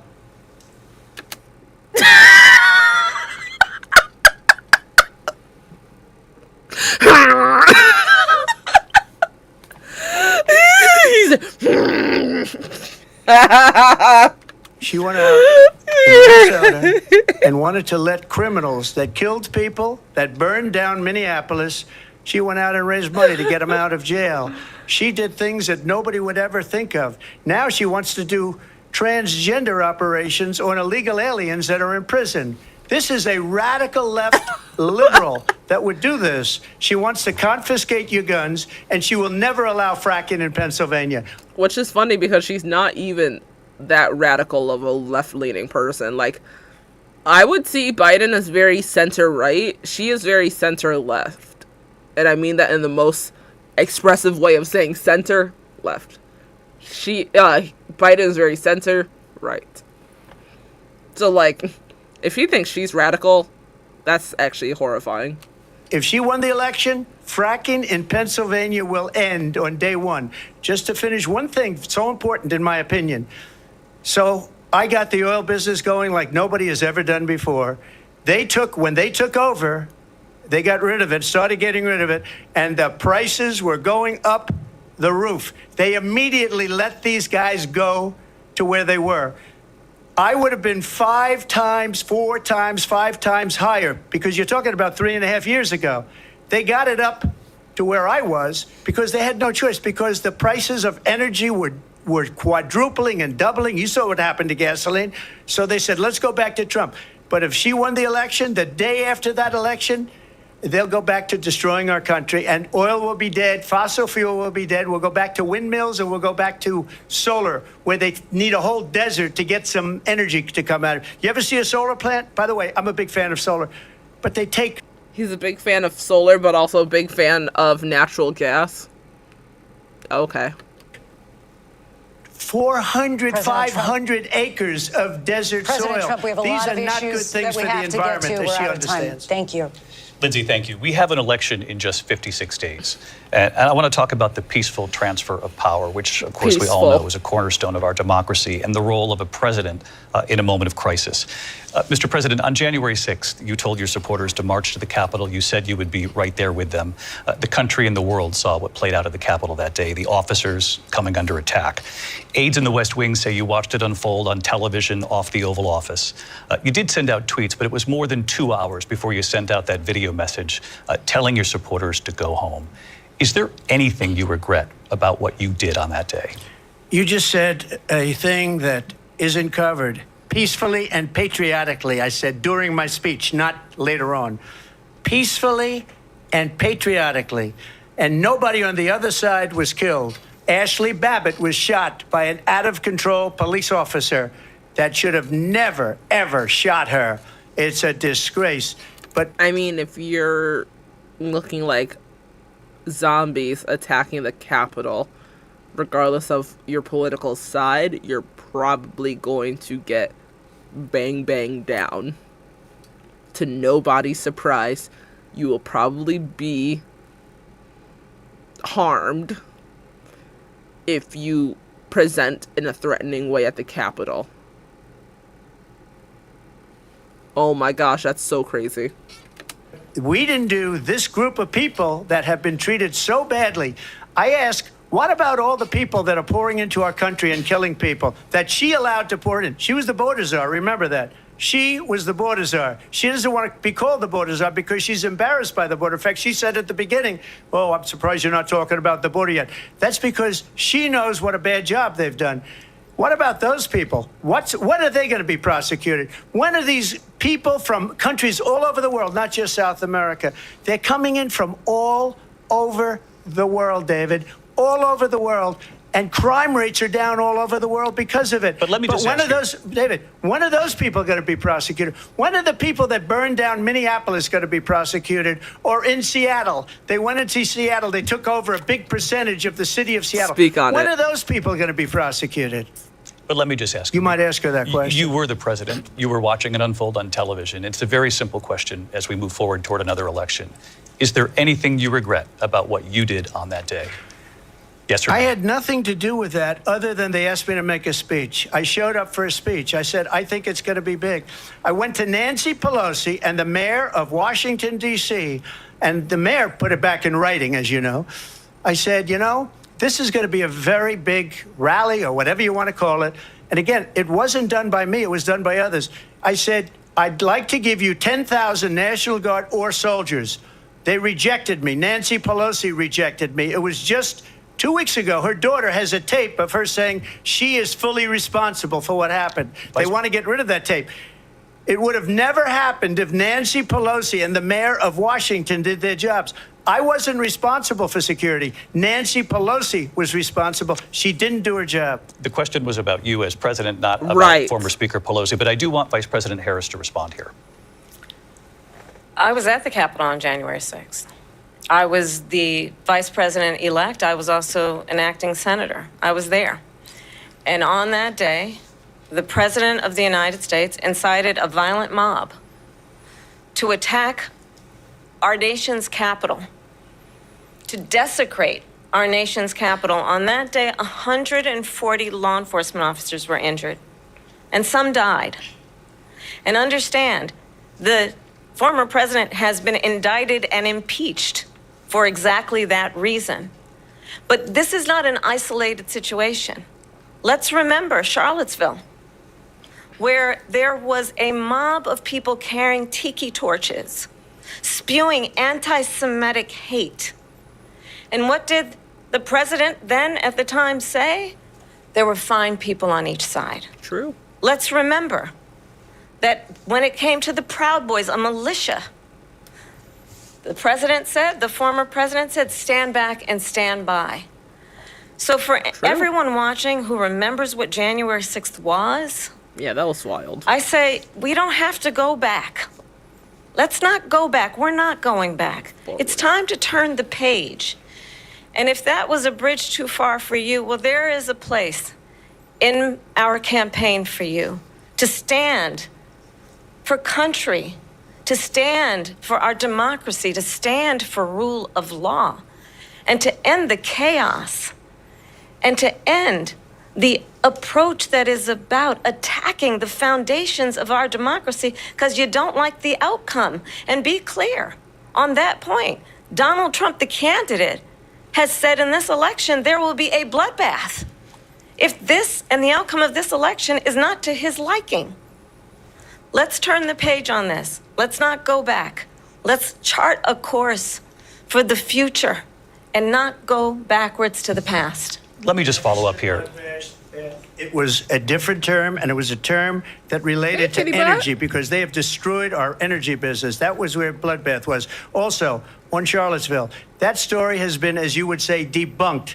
Laura Ingraham, Sean Hannity, Jesse, all of these people, they covered it. If they go an extra sentence, they will see it was perfect. It was debunked in almost every newspaper, but they still bring it up, just like they bring 2025 up. They bring all of this stuff up. I ask you this. You talk about the Capitol. Why are we allowing these millions of people to come through on the southern border? How come she's not doing anything? And I'll tell you what I would do. What do immigrants have to do with January 6th? If anything, January 6th were very much so born, whatever we'll call it, what?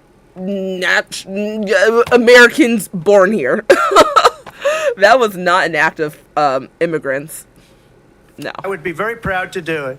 I would say we would both leave this debate right now. I'd like to see her go down to Washington, D.C. during this debate because we're wasting a lot of time. Go down to, because she's been so bad, it's so ridiculous. Go down to Washington, D.C. and let her sign a bill to close up the border because they have the right to do it. They don't need bills. They have the right to do it. The President of the United States, you'll get him out of bed. You'll wake him up at 4 o'clock in the afternoon. Right. You'll say, come on down to the office. Let's sign a bill. If he signs a bill that the border is closed, all he has to do is say it to the Border Patrol, who are phenomenal. If they do that, the border is closed. Mr. Those President, people are killing many people, unlike J6. We talked immigration here tonight. So, I don't know if... I know I'm not the smartest person in the world. I know I'm not even in the top 5% of smartest people in the world. There are so many times, and not just because I don't like the guy, but there are so many times when Trump talks where I'm like, what did bro just say? And I mean, I've felt that way about other people too in life, so it's not just a Trump thing. I'm just saying with him as well. There are so many times where I'm like, what? Like, he said so much and nothing at all. So where I'm like, I'm questioning, I'm like, did he answer the question? What did he actually answer? What is bro saying overall? Huh? I get so confused. And again, I know I'm not the brightest crayon in the box. But when I've watched past presidential debates, not relating to anything Trump, like before Trump became in question, I can at least respect the fact that both sides were able to communicate in a coherent way to where I could actually grasp on what they were saying. Just delusional. Yes. I firmly believe, like, Trump and Biden are too old to be presidents. Neither one of them, just age alone, neither one of them should be running stuff. Like, Biden was old when he was vice president.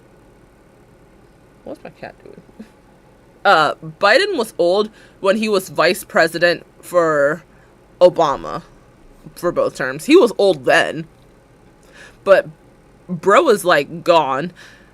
Trump is gone. Like, that should actually be concerning, that he says so much and nothing at the same time. It's not even a matter of, I didn't like what he said. No, I don't even know what bro said. And that scares me.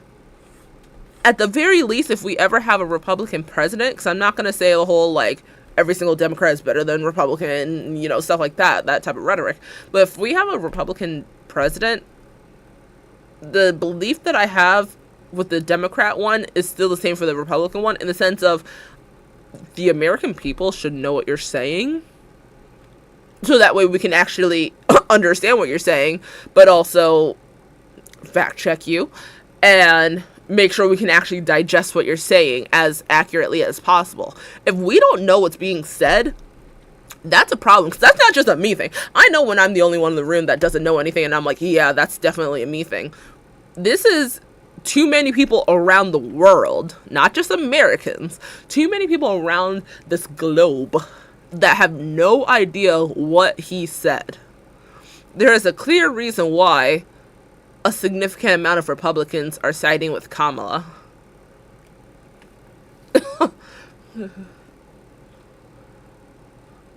Yeah. I know sometimes on Parker's lives, he's very like, oh, well, what credentials do you have to be able to say someone has dementia or not, yada, yada. Okay, yeah, fair enough. We're not medical professionals. We can see the signs of being around enough old people. We can see the signs when old people are just too old. Like, retire.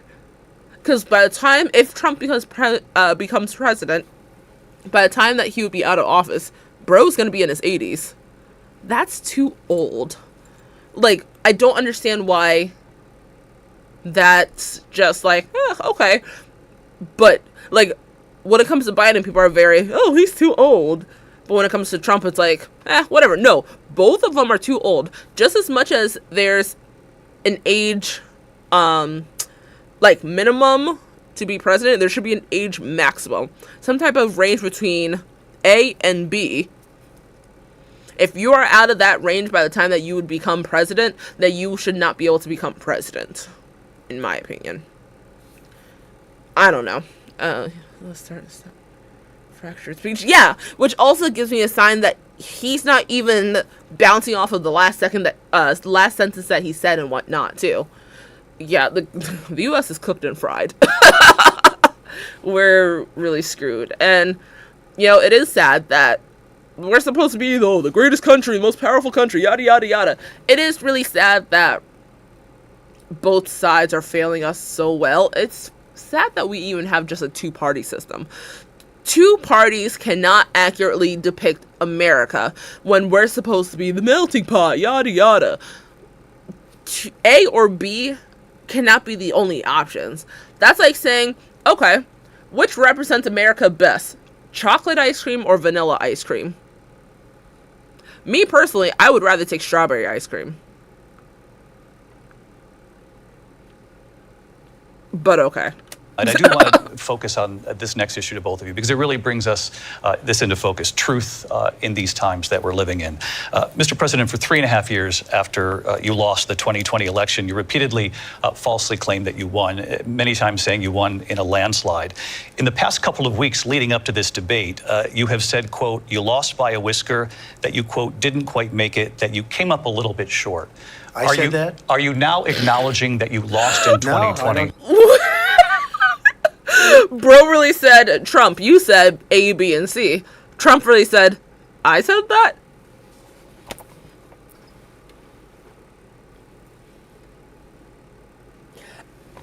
I would find it, regardless of what platform it's going to be on, whether ABC, Fox News, CNN, I don't care what platform it's on, I would find it severely hard to believe if the moderators are presenting information to either candidate that would be inaccurate information. The amount of fact checkers that these people have, this is beyond just like the news station itself, because yes, we know news stations tend to be biased and whatnot.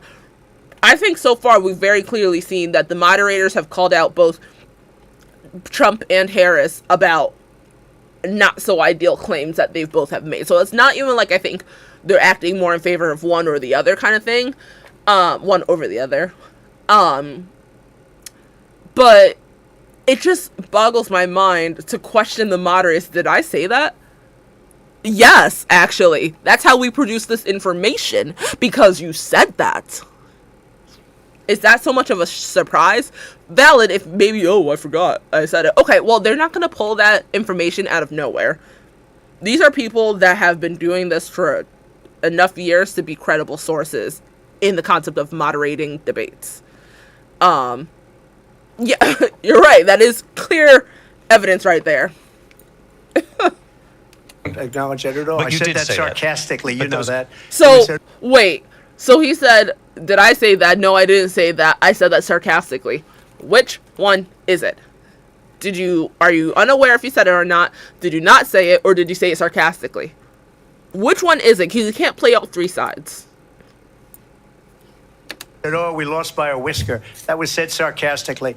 Look, there's so much proof. All you have to do is look at it. And they should have sent it back to the legislatures for approval. I got almost 75 million votes. The most You votes right. any sitting president has ever gotten. I was told if I got 63, which was what I got in 2016, you can't be beaten. The election, people should never be thinking about an election as fraudulent. We need two things. We need walls. And we have to have it. We have to have borders, and we have to have good elections. Our elections are bad. And a lot of these illegal immigrants coming in, they're trying to get them to vote. They can't even speak English. They don't even know what country they're in practically. And these people are trying to get them to vote. And that's why they're allowing them to come into our country. Imagine thinking that the only immigrants that are immigrating here are ones that don't speak English. Imagine thinking that pretty much every other country in the world doesn't speak English. I think they know what country they're in. I don't think they would have came here if they didn't know what country they're going to. But okay. did watch all of these pieces of video. I didn't detect the sarcasm, lost by a whisker. We didn't quite make it. And we should just point out here as clarification, and you know this, you and your allies, 60 cases in front of many judges, many of them No Republican. judge looked at it. And said they there was said no we didn't have widespread standing. fraud. That's the other thing. They said we didn't have standing. A So much technicality. for that mic being muted. Ooh, bro looks mad. Can you imagine a system where a person in an election doesn't have standing? The president of the United States doesn't have standing. That's how we lost. If you look at the facts, and I just want to point out real quick, this time frame that's over here, this is not the rest of the debate time. The debate is only about an hour and a half. This is not the rest of the debate time. It goes into a lot of like live footage of other stuff. So don't think that we have to make it down here in order for it to go through. No. Gotta change the poop. I'd love to have you. You'll do a special on it. I'll show you Georgia, and I'll show you Wisconsin, and I'll show you Pennsylvania, and I'll show you. We have so many facts and statistics, but you know what? That doesn't matter, because we have to solve the problem that we have right now. That's old news. And the problem that we have right now is we have a nation in decline, and they have put it into decline. We have a nation that is dying, David. Mr. President, thank you. Vice President Harris, you heard the president there tonight. He said he didn't say that he lost by a whisker. So he still believes he did not lose the election that was won by President Biden and yourself. But I do want to ask you about something that's come up in the last couple of days. This was a post from President Trump about this upcoming election just weeks away. He said, when I win, those people who cheated, and then he lists donors, voters, election officials, he says will be prosecuted to the fullest extent of the law, which will include long-term prison sentences. One of your campaign's top lawyers responded saying, we won't let Donald Trump intimidate us. We won't let him suppress the vote. Is that what you believe he's trying to do here? Donald Trump was fired by 81 million people. So let's be clear about that. And clearly he is having a very difficult time processing that. But we cannot afford to have a president of the United States who attempts, as he did in the past, to upend the will of the voters in a free and fair election. And I'm going to tell you that I have traveled the world as Vice President of the United States, and world leaders are laughing at Donald Trump. I have talked with military leaders. They are, aren't they? Some of whom worked with you, and they say you're a disgrace. And when you then talk in this way in a presidential debate and deny what over and over again are court cases you have lost because you did in fact lose that election, it leads one to believe that perhaps we do not have in the candidate to my right the temperament or the ability to not be confused about fact. That's deeply troubling, and the American people deserve better. I'll give you 1 minute to respond, Mr. President. Let me just say about world leaders. Viktor Orban, one of the most respected men, they call him a strong man. He's a tough person, smart, Prime Minister of Hungary. They said, why is the whole world blowing up? 3 years ago, it wasn't. Why is it blowing up? He said, because you need Trump back as president. They were afraid of him. China was afraid, and I don't like to use the word afraid, but I'm just quoting him. China was afraid of him. North Korea was afraid of him. Look at what's going on with North Korea, by the way. He said Russia was afraid of him. I ended the Nord Stream 2 pipeline, and Biden put it back on day one, but he ended the XL pipeline. The XL pipeline in our country, he ended that. But he let the Russians build a pipeline going all over Europe and heading into Germany, the biggest pipeline in the world.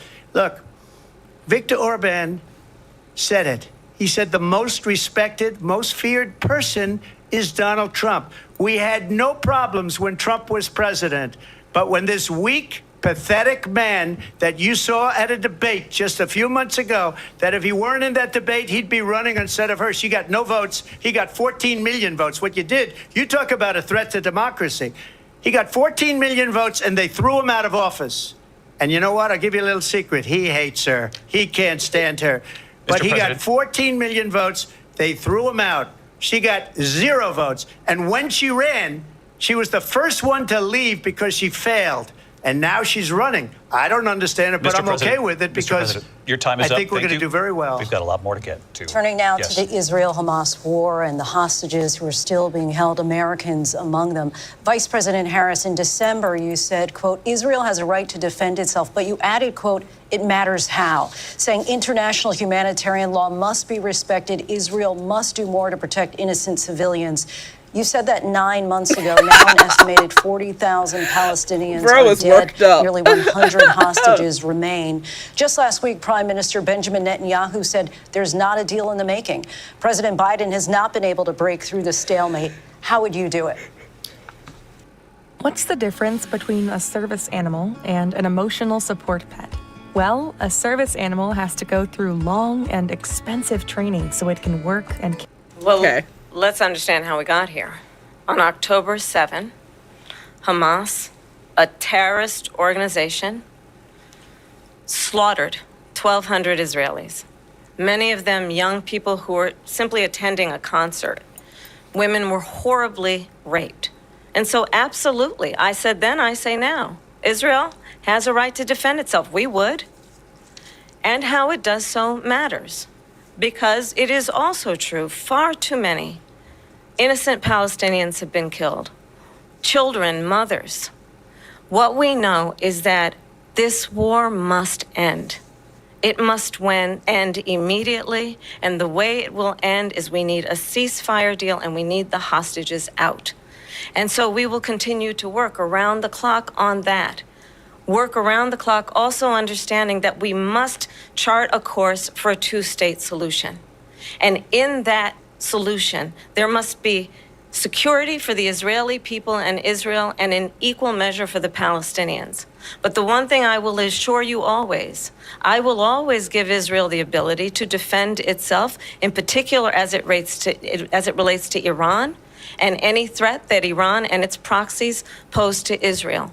But we must have a two-state solution where we can rebuild Gaza, where the Palestinians have security, self-determination, and the dignity they so rightly deserve.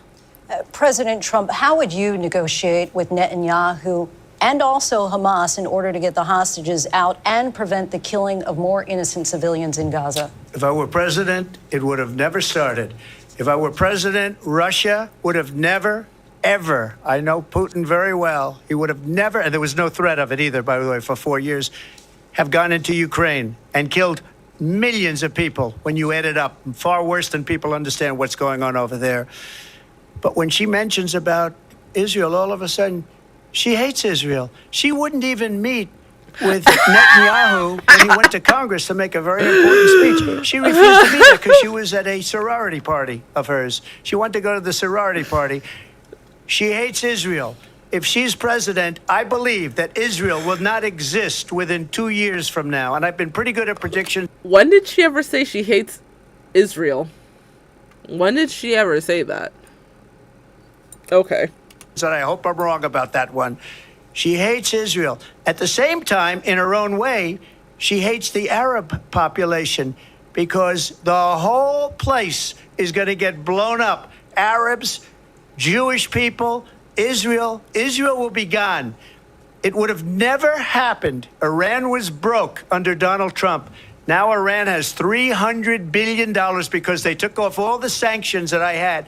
Iran had no money for Hamas or Hezbollah or any of the 28 different spheres of terror. And they are spheres of terror, horrible terror.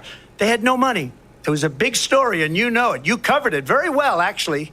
They had no money for terror. They were broke. Now they're a rich nation. And now what they're doing is they're spreading that money around.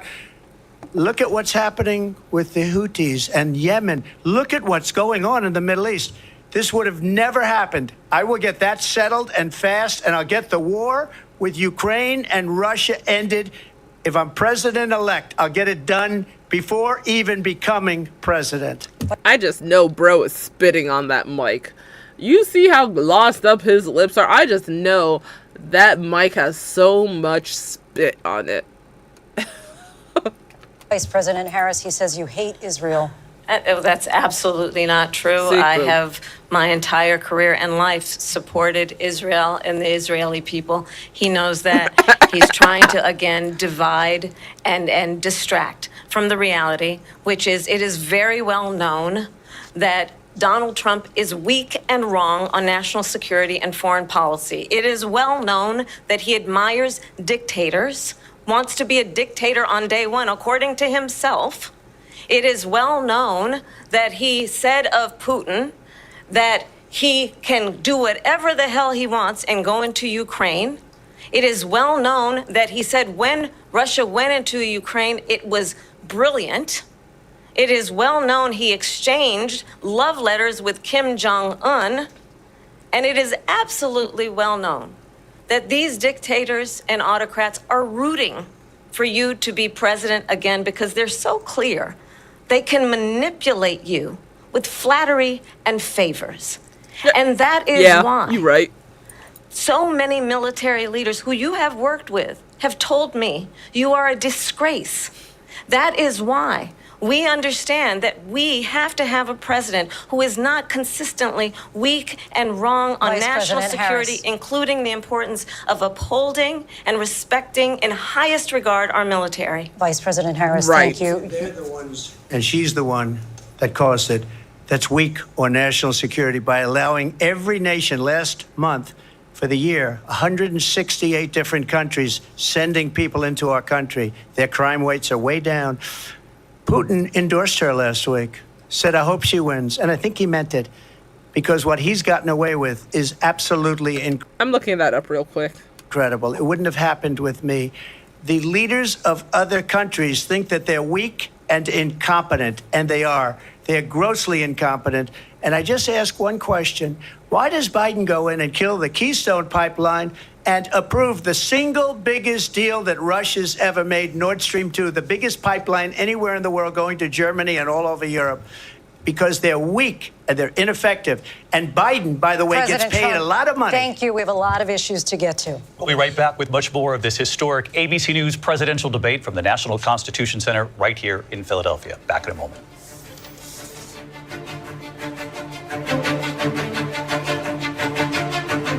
The ABC News presidential debate will continue after this.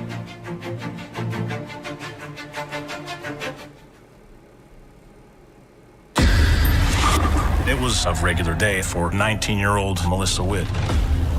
She went to meet her mom at a bowling church league, but she never makes it into the bowling alley. My gut. Historic ABC News presidential debate.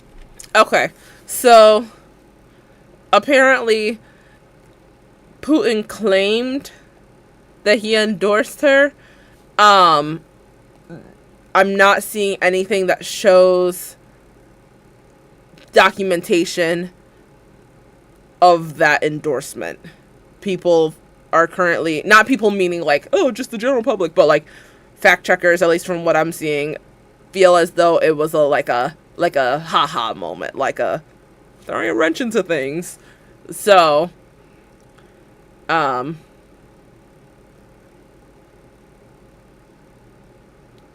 yeah, the claim is being made that Putin did that, but it's not looking likely that there was actual act upon that.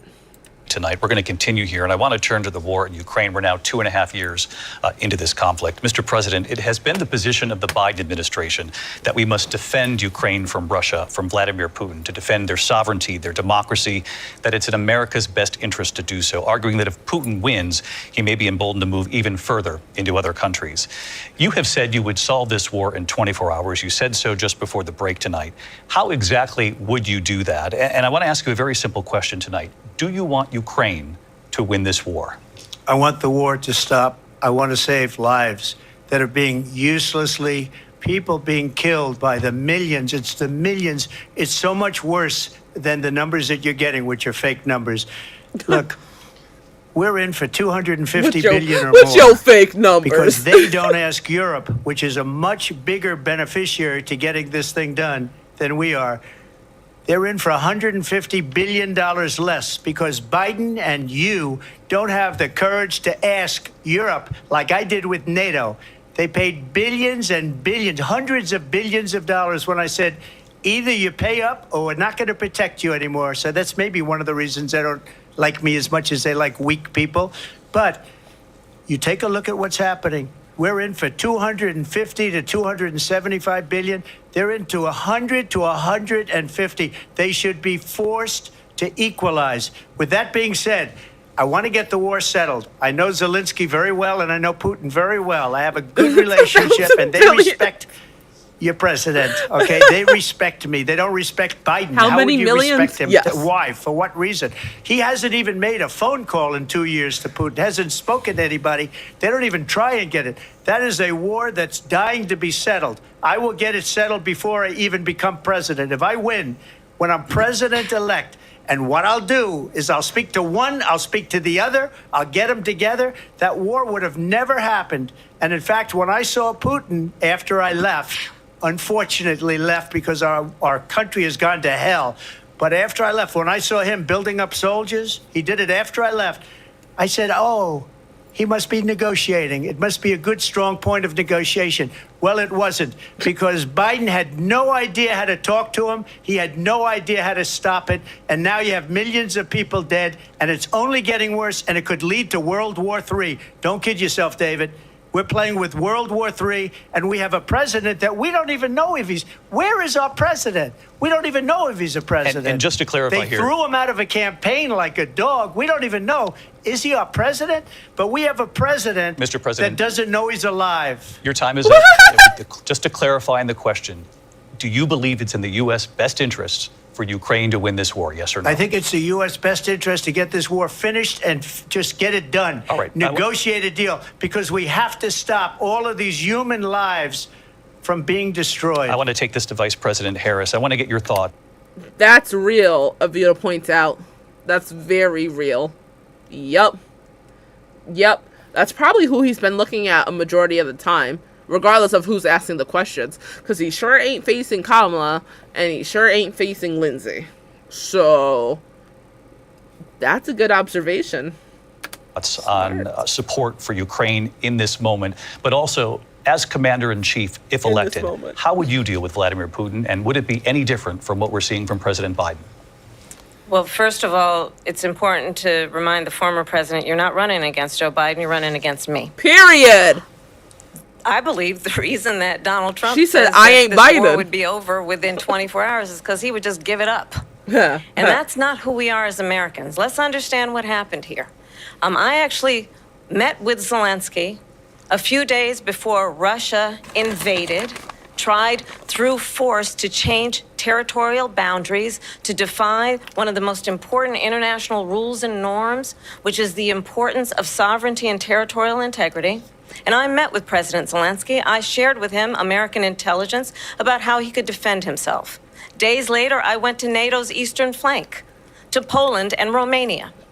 And through the work that I and others did, we brought 50 countries together to support Ukraine in its righteous defense. And because of our support, because of the air defense, the ammunition, the artillery, the javelins, the Abrams tanks that we have provided, Ukraine stands as an independent and free country. If Donald Trump were president, Putin would be sitting in Kyiv right now.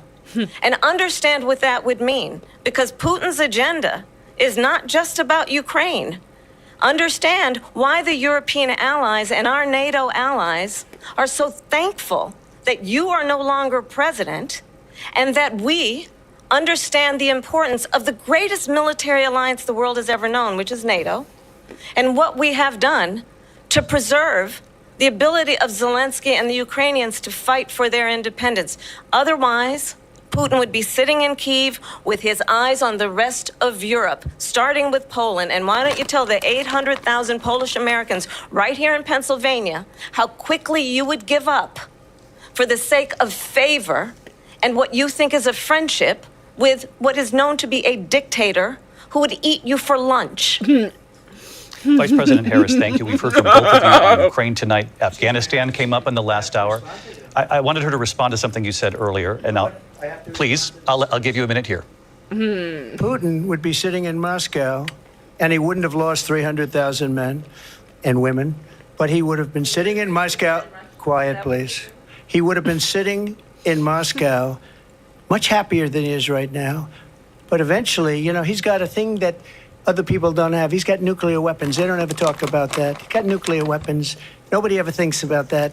And eventually, maybe he'll use it, and maybe learning hasn't some been manners. that threatening.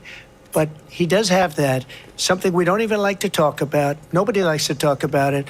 But just so you understand, they sent her to negotiate peace before this war started.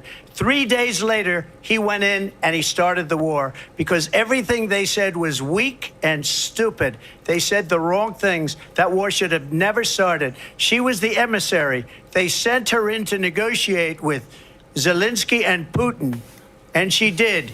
And the war started 3 days later. And that's the kind of talent we have with her. She's worse than Biden. In my opinion, I think he's the worst president in the history of our country. She goes down as the worst vice president in the history of our country. But let me tell you something. She is a horrible negotiator. They sent her in to negotiate. As soon as they left, Putin did the invasion. President Trump, thank you. You did bring up something. You said she went to negotiate with Vladimir Putin. Vice President Harris, have you ever met Vladimir Putin? Can you clarify tonight? Yet again, I said it at the beginning of this debate, you're going to hear a bunch of lies coming from this fellow. And that is another one. When I went to meet with President Zelensky, I've now met with him over 5 times. The reality is it has been about standing as America always should, as a leader upholding international rules and norms, as a leader who shows strength, understanding that the alliances we have around the world are dependent on our ability to look out for our friends and not favor our enemies because you adore strongmen instead of caring about democracy. And that is very much what is at stake here. The President of the United States is commander-in-chief. And the American people have a right to rely on a president who understands the significance of America's role and responsibility in terms of ensuring that there is stability and ensuring we stand up for our principles and not sell them for the benefit of personal flattery. We've talked about Ukraine and Vladimir Putin. I do want to talk about Afghanistan. It came up in the first hour of this debate. I want to move on to Afghanistan. Oh my gosh. Trump did the most amazing thing. You can hear that his mic was muted, and then they turned it on. They don't care about muting mics. They care about what's going to get them more viewers, which, you know what? I wish they would just come out and just say that. Don't give us this false hope of mics actually being muted when it's not your turn. Just to literally hear it, y'all heard it turn on. I just think that's disrespectful of the debate as a whole. I've ever seen. He got these countries, the 28 countries at the time, to pay up. He said, I've never seen. He's the head of NATO. He said, I've never seen. For years, we were paying almost all of NATO. We were being ripped off by European nations, both on trade and on NATO. I got them to pay up. OJ, stop ripping the U.S. off.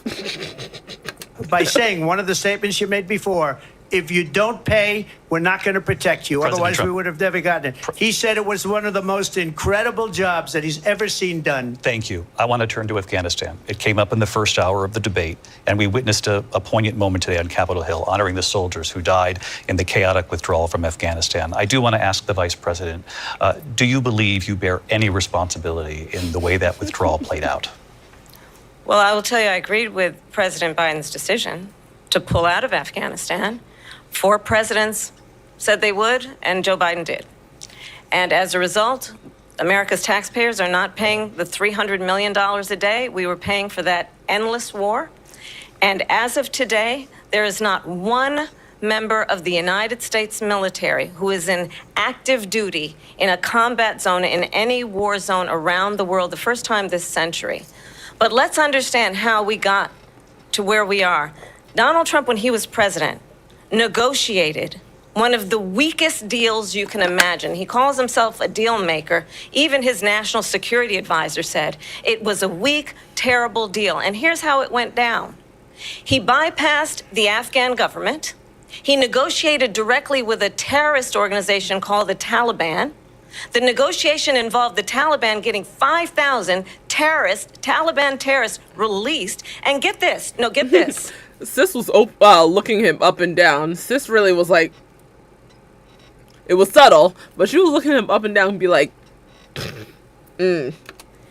And the president at the time invited the Taliban to Camp David, a place of storied significance for us as Americans, a place where we honor the importance of American diplomacy, where we invite and receive respected world leaders. And this former president, as president,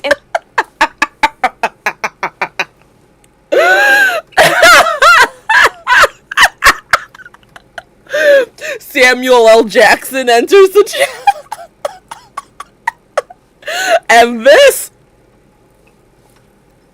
former president. She really said, let me not lose my job over this guy. Oh my god.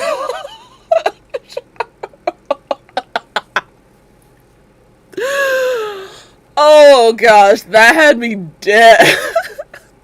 Isn't it sad that there's so many laughable moments in American debates? This is so sad. Right. She's like, whether I become president or not, this goes down in history in for being the most self-restraining person to ever run for president. Because imagine if she did drop an insult. Imagine if she did. invited them to Camp David because he does not again appreciate the role and responsibility of the President of the United States to be commander-in-chief with a level of respect. And this gets back to the point of how he has consistently disparaged and demeaned members of our military, fallen soldiers, and the work that we must do to uphold the strength and the respect of the United States of America around the world. Vice President Harris, thank you. President Trump, your response to her saying that you began the negotiations with the Taliban. So, if you take a look at that period of time, the Taliban was killing our soldiers, a lot of them, with snipers. And I got involved with the Taliban because the Taliban was doing the killing. That's the fighting force within Afghanistan. They don't bother doing that because, you know, they deal with the wrong people all the time. But I got involved. And Abdul is the head. Turn that into one word. Still the head. Yeah, thanks. So anyways. And I told Abdul, don't do it anymore. You do it anymore, you're going to have problems. And he said, why do you send me a picture of my house? I said, you're going to have to figure that out, Abdul. And for 18 months, we had nobody killed. We did have an agreement negotiated by Mike Pompeo. It was a very good agreement. The reason it was good, it was we were getting out. We would have been out faster than them, but we wouldn't have lost the soldiers. We wouldn't have left many Americans behind, and we wouldn't have left $85 billion worth of brand new, beautiful. Also, oh, dang, that's a not pretty face. I just thought about it. Has anyone checked in on Melania in more recent time than not? Like, is she okay? I feel like I haven't really heard anything from her. And I feel like I've heard things of her even before Trump became president. Yeah, like, I used to have more respect for Melania back in the day. Because I was like, sis just wanted to marry a rich guy. I don't see that as an issue. I don't think she ever tried to hide that. I support that message. She did not want to be first lady. She never thought in her wildest dreams, and that is a hill I will die on, she never thought that she would ever be first lady, let alone the wife of a president. And of the president's him. For a moment in my life, I felt bad for her because I'm like, dang, let sis not be first lady. Just let her live her luxurious life. But then she said things along the way though where I was like, yeah, no. But I'm like, where is she? Beautiful military equipment behind. And just to finish, they blew it. The agreement said you have to do this, and they didn't do it. They didn't do it. The agreement was terminated by us because they didn't do what they were supposed to do. I want to move on. And these people did the worst withdrawal, and in my opinion, the most embarrassing moment in the history of our country. She's like And by the slapped his way, hand away that's when too. Russia Yep. attacked Ukraine because they saw how incompetent she and her boss are. President Trump, thank you. I want to move on now to race and politics in this country. Bruh. Mr. President, you recently said of Vice President Harris, quote, "I didn't know she was black until a number of years ago when she happened to turn black, and now she wants to be known as black." I want to ask a bigger picture question here tonight. Why do you believe OJ the it's Viking appropriate played bruh to for weigh in 0 on the bits. racial identity of Literally. your opponent? I don't. And I don't care. I don't care what she is. I don't care. Don't act like you don't care now when you are running your fingers on the keyboard expressing how much she's not black. Now she wants to act black, blah, blah, blah. You're being confronted now. Don't hold back. This is your time to double down and be like, yep, I don't know what she is. Don't do the whole, I don't care what she is now. No. You're mad that you're being confronted? You're mad. You're mad. You make a big deal out of something. I couldn't care less. Whatever she wants to be is okay with me. But those were your words, so I'm I asking. don't know. I mean, all I can say is I read where she was. But those are your words. I don't know. The moderators are literally saying, no, bro, like, this is actually what you said. I don't know. Okay, you might not know, but they know. Not black, that she put out. And Something about the way he says black just makes it sound like a slur. Something about the way he says black feels so just like, I'm not comfortable with that. Look into that. Whatever, Julia. Right. Isn't it funny how now that he's being presented by a black woman, that's the time where he doesn't want to say what he said during his debate against Biden?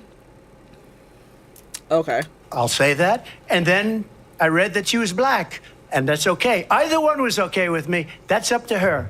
Up to her. Vice President Harris, your thoughts on this? That's up to her. We don't decide our race. We don't decide our race. Black. He says it in a way that a certain mustache man would say it. Like, imagine in 2024, the concept of one's race has to be part of a debate for who becomes president. That alone is so unfortunate. Because regardless if one likes Obama or not, regardless if one likes Harris or not, they have both been the most people of color that have hit VP and presidential status. And both of them, their race and ethnicity, whatnot, has been in question. We've seen with Harris, her being black was in question when literally her dad is Jamaican. And Obama, they're all, oh, he's born in Kenya. Is that what his birth certificate says? No? Oh, okay. It's really actually infuriating how much so many black people have to prove to people that genuinely don't care about their existence that we are black. How do we prove that we are black? How do we prove that? Because if nothing I'm listing off is ways of, indicating someone's black first. But if we talk a certain way, that's in question.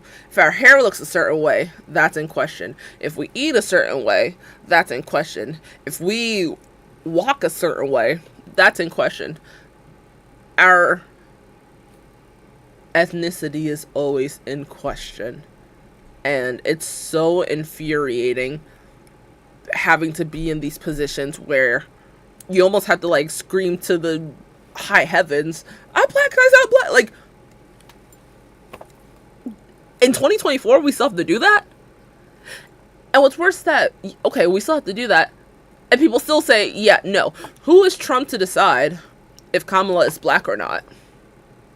Who is he to decide that? Regardless of what political side he's on. He could be Biden, he could be any of the other former presidents except for Obama. The fact that one's race is part of a debate question is really absolutely sad. It's unfortunate. I personally think it's very unfortunate. Presidential candidates. Exactly. Yep. Nope, I agree.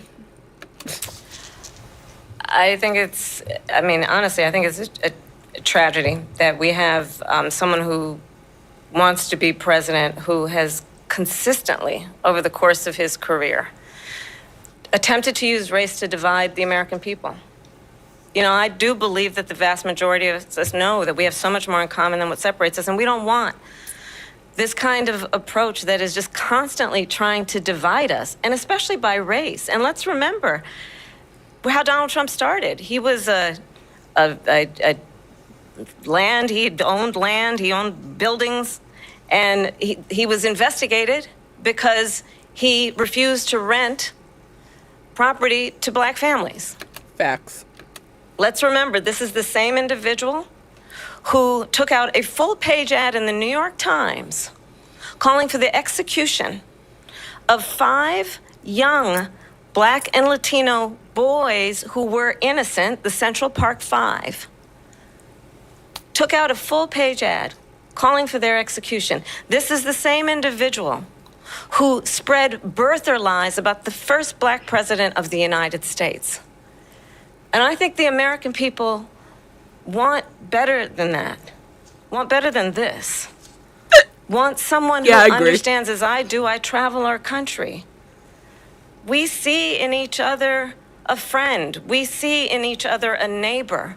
We don't want a leader who is constantly trying to have Americans point their fingers at each other. I meet with people all the time who tell me, can we please just have discourse about how we're going to invest in the aspirations and the ambitions and the dreams of the American people? Knowing that regardless of people's color or the language their grandmother speaks, we all have the same dreams and aspirations and want a president who invests in those. She wants to call him so many things, I know it. Not in hate and division. Vice President Harris, thank you. Lindsay? President Trump, this is now your 3rd time.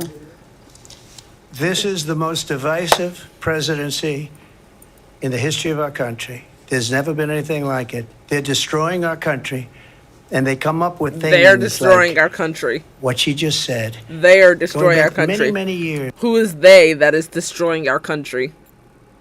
Because the topic was about black people and her being black. And he says they're destroying our country.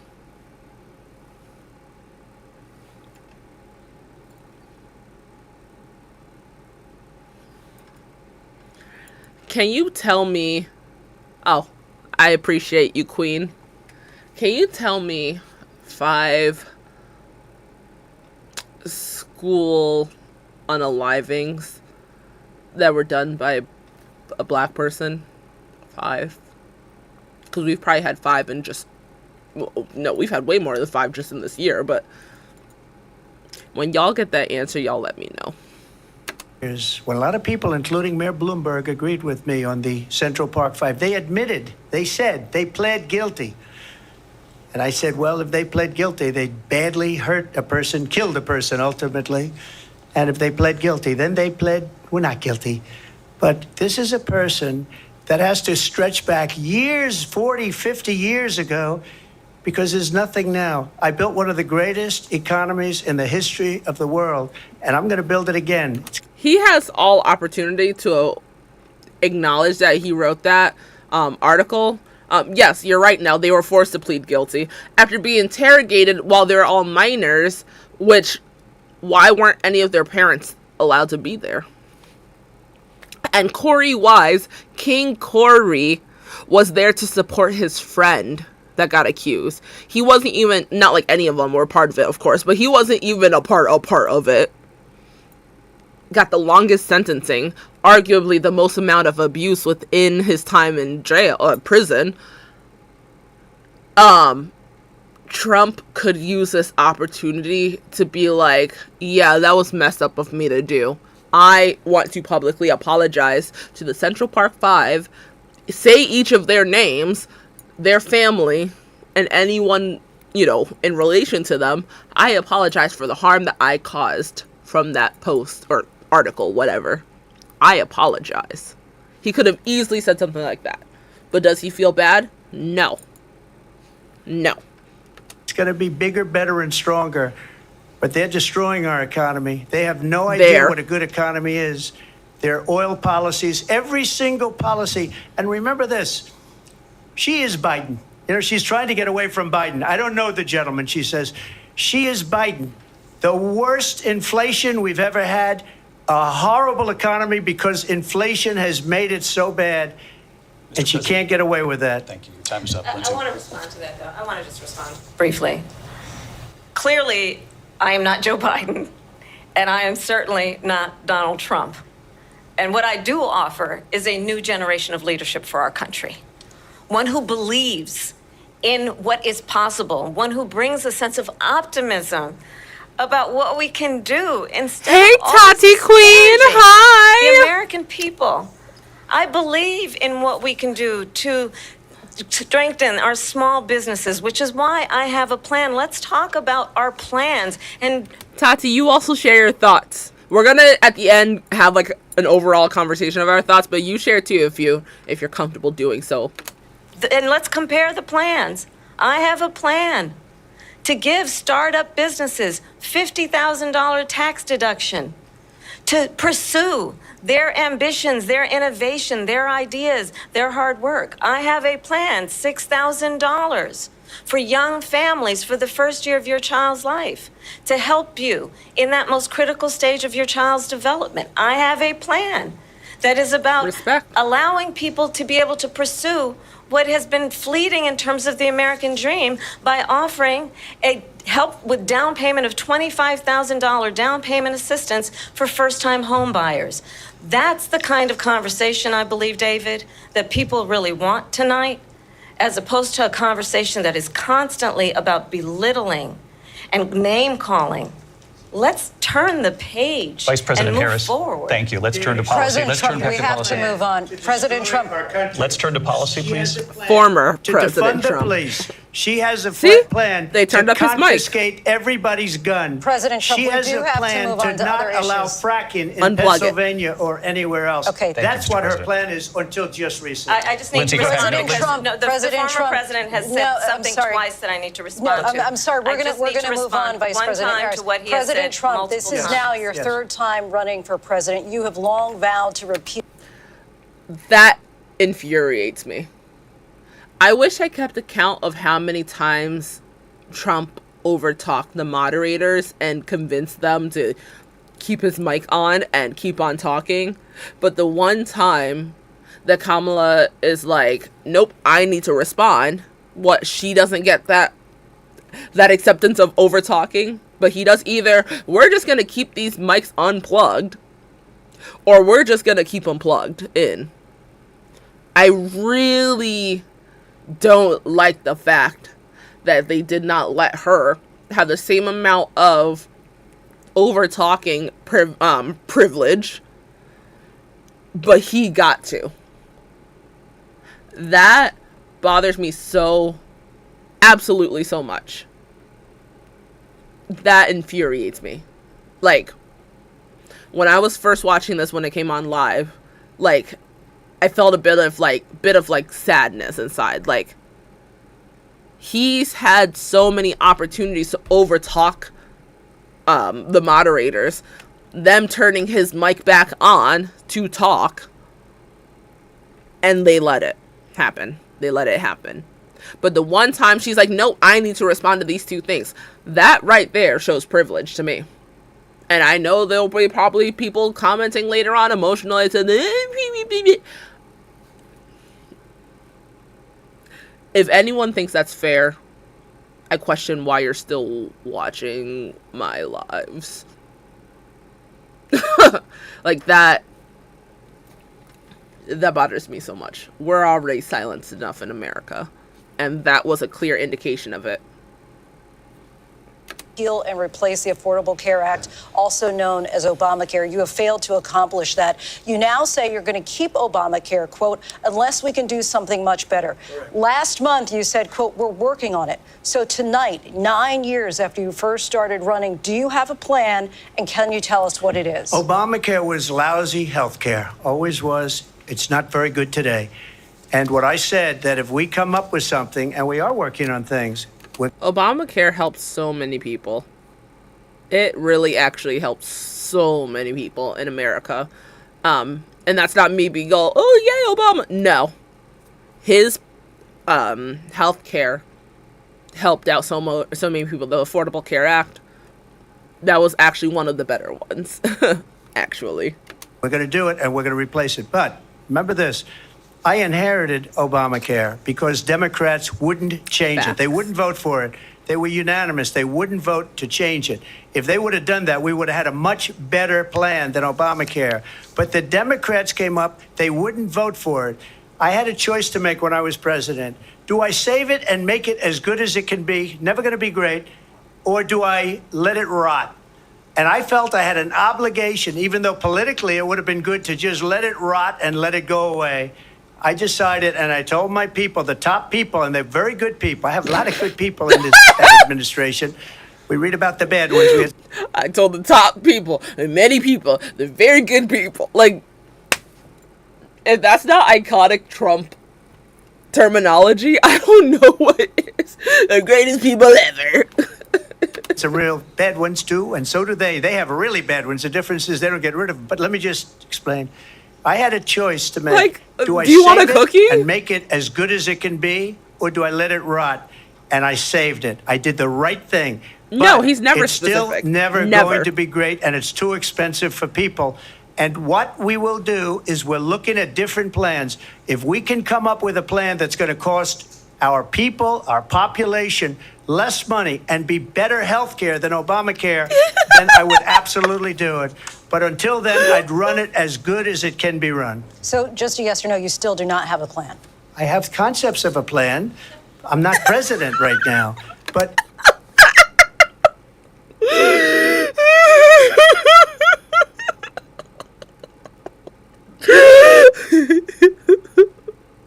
But neither one of them are president right now. And Kamala has been able to produce more insight to plans than he has.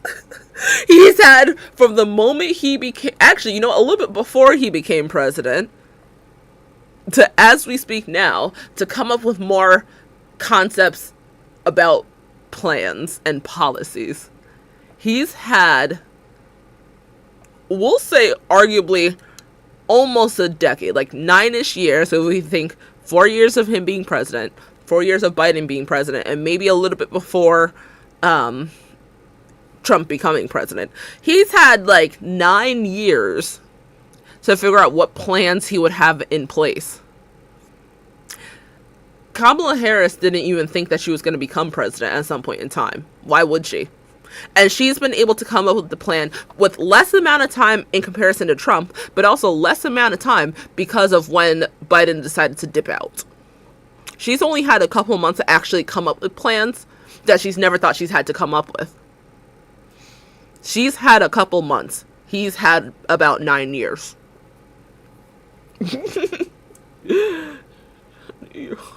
Talk to the world.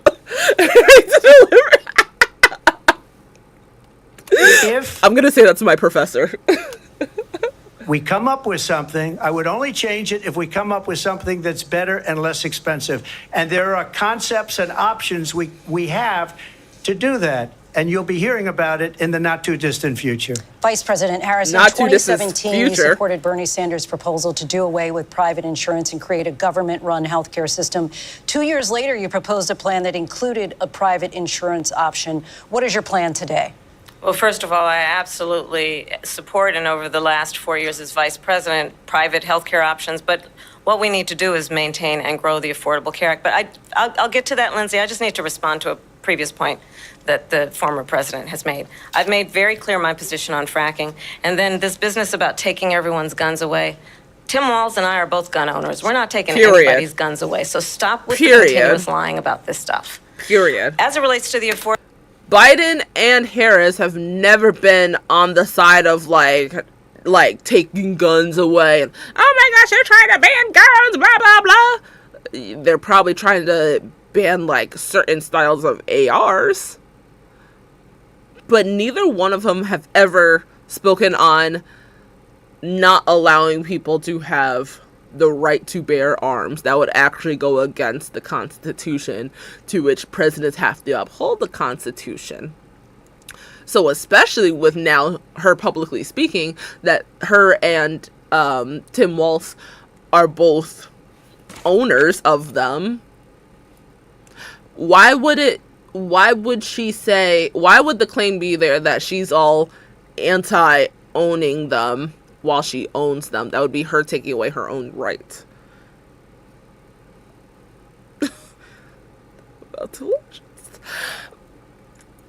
Very...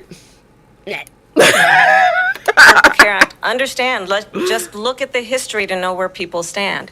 When Donald Trump was president, 60 times he tried to get rid of the Affordable Care Act. Tati, you are so right who's actually surprised that you're right. You are so right on that. You are absolutely right on that. During this whole debate, I was really hoping that they would go into, the violence of school unalivings. I was really hoping they would get into that, because that is something that both of them need to talk heavier about. Seeing as I don't know if Trump owns one or not. Let's just pretend for a moment he doesn't. He is pro right to bear arms, and she is pro right to bear arms, and has an arm that she is bearing. So you would think with two people being pro, what was that, Second Amendment, I think? Yeah, pro 2A. You would think, yes, Nell, you would think that they would especially be like, as a responsible bearer of arm, let me tell you what should be the case, and what is currently happening is not right. So let me tell you what we would do to make sure the good people have the bearing of arms, kind of thing. That should have been a discussion topic in itself. That really should have been. I feel like they brought up other things that were important, yes, but in comparison to minors and college folks and people that go to church, people that go to Walmart, people that go to movie theaters, etc., being unalive for doing that should have been higher up on the list of important things to talk about. Because regardless of who is going to be president and who has been president, they have been going on since 1990 something, whenever the Columbine one happened. So from 1990 something to as we speak now, and there'll probably be more of them, unfortunately, till the end of the year, up until when one of them becomes president, all that stuff. That is active, like, we need to discuss this right here, right now. If both of them are wanting newly 18-year-olds, or newly 18-year-olds / people who's this is their first time being able to vote for them both, they need to speak on things as well that is relevant to their lives. Weaponry unaliving is the leading cause of death in children. 1 in 5 children will be unalived from that. That is something that, and not just like children, mean like 5-year-olds, like minors. So if you want these freshly 18-year-olds or freshly able to vote-year-olds, if you want them to vote for you and feel comfortable about voting for you, maybe bring up the topics that directly impact them so they can be alive to vote for you. And that's on either side. I wish that was a discussion. And I know for this debate purposes, I'm not blaming either one of them for not bringing it up. I'm blaming the mods. But during the course of their election time, whatever, that needs to be more of a hot topic to talk about. Yeah, a lot of people do. And that's not even just the youngins. That's the oldins also. Trump has this rhetoric of the left wants to ban them all. I don't want to say Kamala has a rhetoric, but we'll say Democrats have a rhetoric that the right simps over guns. So, I said the word, oh no. So, regardless of whose perception is accurately the accurate one, either way, it clearly needs to be a topic that needs to be coming to a middle ground. Because we can't let everything be allowed, but we also can't take everything away. So how are we going to come to a middle ground where both sides feel like they're being heard, both sides are able to live another day, feel safe enough to go to school and life stuff, concerts? How are both sides going to feel comfortable going to those? Because we've clearly seen in a certain Uvalde situation, we clearly saw that even the ones that legally have the weaponry don't even use it to secure the kiddos in there. Instead, their parents had to break into the school and save them. So the people with the devices aren't saving people that are harmful with the devices. And the people without the devices don't want to feel like they're forced to have a device in order to stay safe. The solution isn't just, well, strap one and feel protected. That's not the solution. No one should feel like they have to own one in order to be safe another day. How about more, whether we want to say it's a mental health thing, it's a weaponry thing, whatever finger we want to point at either one, both need absolute attention, because not even on the violence side of things, you really think the US is helping people with mental illnesses the way they should be? It all comes down to insurance at the end of the day. So mental health patients aren't being treated as pristine as they should be. People are being turned away solely because they don't have the financial means of taking on those mental health things. And then the people on the side of like, oh, it needs to be weapon control and whatnot. Yes. How do we come to a solution that both sides agree with? Both of them need to be talked about. Both of them need to be a topic right here. Because clearly it's not happening. And I know I went on a total tangent, but that topic specifically, like, it's so annoying. And these kids and young adults are expected to just go back into school the next day. Just act like everything's fine. No one's checking in on them as far as the school side goes. No one's going through after they get a threat or an actual action, no one is coming up to them to be like, hey, you good? Let's talk. Nobody is doing that. And nobody should expect that these students should just go back, even if they're off for a week after a situation happens. They're traumatized for the rest of their lives. We got Columbine folks still traumatized, which, fair enough. Do you think they were able to get the most elaborate access to mental health care because they went through that? No. Insurance is still going to be like, pay up.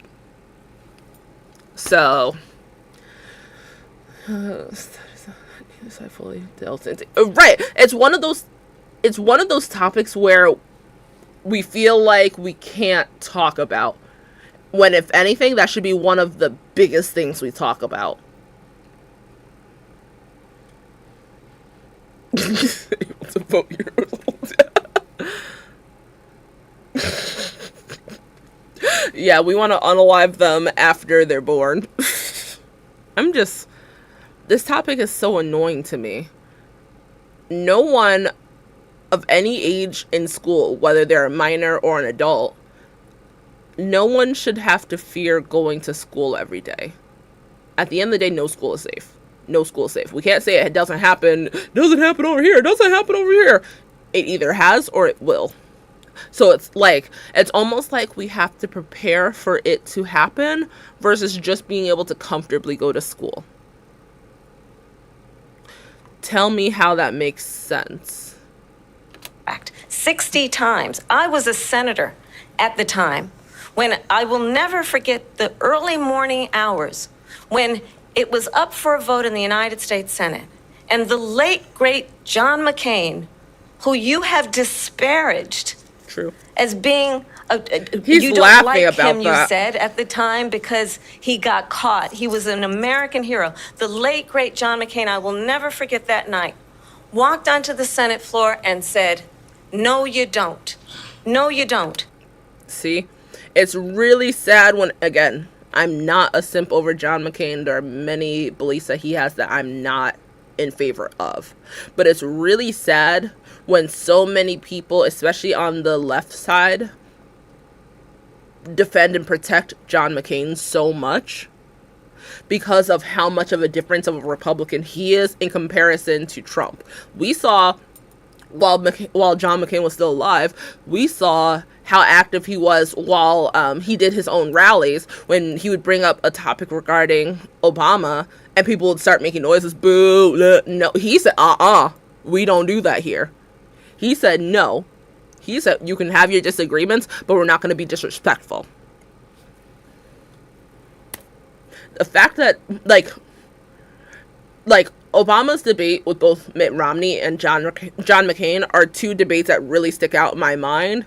Not because Obama's black. No, but because I feel like it was one of the last times a Democrat and a Republican were able to come onto this platform and talk. Because after those ones, no. No, you don't get rid of the Affordable Care Act. You have no plan. And what the Affordable Care Act has done is eliminate the ability of insurance companies to deny people with pre-existing conditions. I don't have to tell the people watching tonight, you remember what that was like? Remember when an insurance company could deny if a child had asthma, if someone was a breast cancer survivor, if a grandparent had diabetes?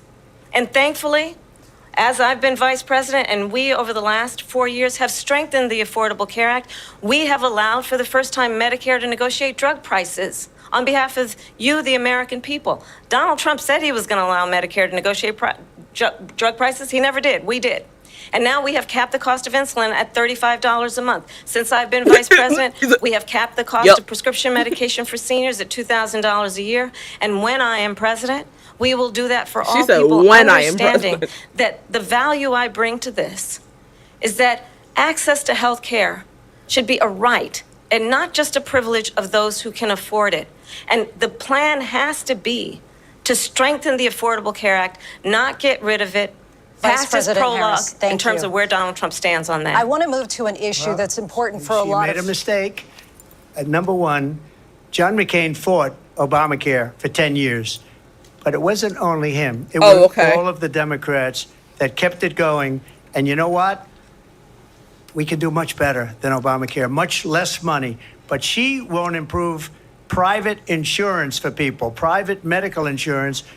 That's another thing she doesn't want to get. People are paying privately for insurance that have worked hard and made money, and they want to have private. She wants everybody to be on government insurance where you wait 6 months for an operation that you need immediately. President Trump, thank you. We have another issue that we'd like to get to that's important for a number of Americans, too much time in particular given. Younger voters, and that's climate change. President Trump, with regard to the environment, you say that we have to have clean air and clean water.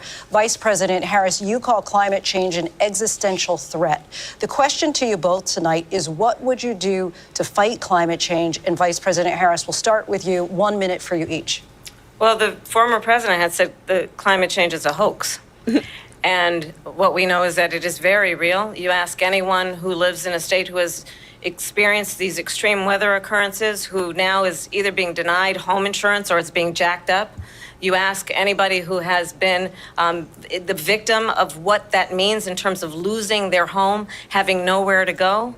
We know that we can actually deal with this issue. The young people of America care deeply about this issue. And I am proud that as vice president over the last 4 years, we have invested $1 trillion in a clean energy economy, while we have also increased domestic gas production to historic levels. We have created over 800,000 new manufacturing jobs while I have been vice president. We have invested in clean energy to the point that we are opening up factories around the world. Donald Trump said he was going to create manufacturing jobs. He lost manufacturing jobs. And I'm also proud to have the endorsement of the United Auto Workers and Sean Fain, who also know that part of building a clean energy economy includes investing in American-made products, American automobiles. It includes growing what we can do around American manufacturing and opening up auto plants, not closing them like happened under Donald Trump. Vice President Harris, thank you. That didn't happen under Donald Trump. Let me just tell you, they lost 10,000 That didn't happen under Donald Trump. this last month. It's going, they're all leaving. They're building big auto plants in Mexico, in many cases owned by China. They're building these massive plants, and they think they're going to sell their cars into the United States because of these people. What they have given to China is unbelievable. But we're not going to let that. We'll put tariffs on those cars so they can't come into our country, because they will kill the United Auto Workers and any auto worker, whether it's in Detroit or South Carolina or any other place. What they've done to business and manufacturing in this country is horrible. We have nothing because they refuse. You know, Biden doesn't go after people because supposedly China paid him millions of dollars. He's afraid to do it. Between him and his son, they get all this money from Ukraine. They get all this money from all of these different countries. What does his son have to do with this? And then you wonder, why is he so loyal to this one, that one, Ukraine, China? Why is he? Why did he get $3.5 million from the mayor of Moscow's wife? Why did she pay him $3.5 million? He's talking with all caps. This is a crooked administration, and they're selling our country down the tubes. President Trump, thank you. Thank you. We'll be right back with closing statements from both of our candidates. An historic night, this ABC News presidential debate from Philadelphia. Back in a moment.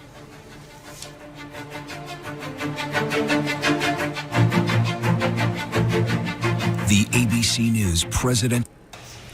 The cheeks are cheeking all of the time. Add volume to the cheeks for an instant, natural-looking custom contour. So I think you've heard tonight two very different visions for our country. One that is focused on the future, and the other that is focused on the past, and an attempt to take us backward. But we're not going back.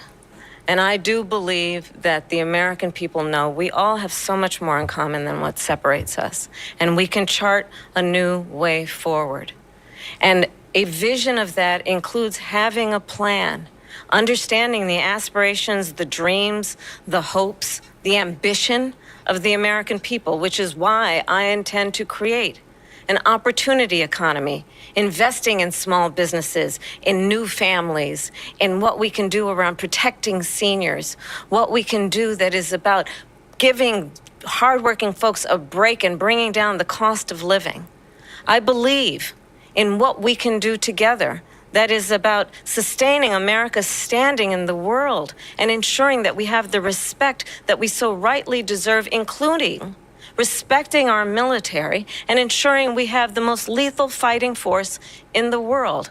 I will be a president that will protect our fundamental rights and freedoms, including the right of a woman to make decisions about her own body and not have her government tell her what to do.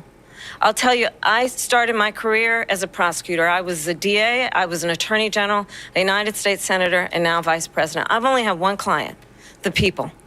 And I'll tell you, as a prosecutor, I never asked a victim or a witness, are you a Republican or a Democrat? The only thing I ever asked them, are you okay? And that's the kind of president we need right now. Someone who cares about you and is not putting themselves first. I intend to be a president for all Americans and focus on what we can do over the next 10 and 20 years to build back up our country by investing right now in you, the American people. Vice President Harris, thank you. President Trump? So she just started by saying she's going to do this, she's going to do that, she's going to do all these wonderful things. Why hasn't she done it? Because she's been she's there for vice 3.5 president. years. They've had 3.5 years to fix the border. They've had 3.5 years to create jobs, and all the things we talked about. Why hasn't she done it? She should leave right now, go down to that beautiful White House, She did. go to the She did Capitol, now. get everyone together and do the things you want to do, but you haven't done it, and you won't do it because you believe in things that the American people don't believe in. You believe in things like we're not going to frack. We're not going to take fossil fuel. We're not going to do things that are going to make this country strong, whether you like it or not. Germany tried that, and within 1 year, they were back to building normal energy What does plants. this have to do We're with not Germany? ready for it. We can't sacrifice our country for the sake of bad vision. But I just ask one simple question. Why didn't she do it? We're a failing nation. Again, vice presidents We're a don't really nation have that that's much in power. They serious do, but they decline. don't. We're being laughed at all over the world. All over the world, they're laughed. I know the leaders very well. They're coming to see me. They call me. We're laughed at all over the world. They don't understand what happened to us as a nation. We're not a leader. Not Norway's penguin king coming over to visit Trump. We don't have any idea what's going on. Facts now. We have wars going on in the Middle East. We have wars going on with Russia and Ukraine. We're going to Russia. end up in a third Russia. world war, and it'll be a war like no other because of nuclear weapons, the power of weaponry. I rebuilt our entire military. She gave a lot of it away to the Taliban. She gave it to Afghanistan. What these people have She done to didn't our do country, any of that. and maybe toughest of all is allowing millions of people to come into our country. Many of them are criminals, and they're destroying our country. The worst president, the worst vice president in the history of our country. President Trump, thank you. And that is our ABC News presidential debate from here in Philadelphia at the National Constitution Center. I'm Lindsay Davis. And I'm David Muir. Thank you for watching here in the U.S. and all over the world, and from all of us here at ABC News. Good night.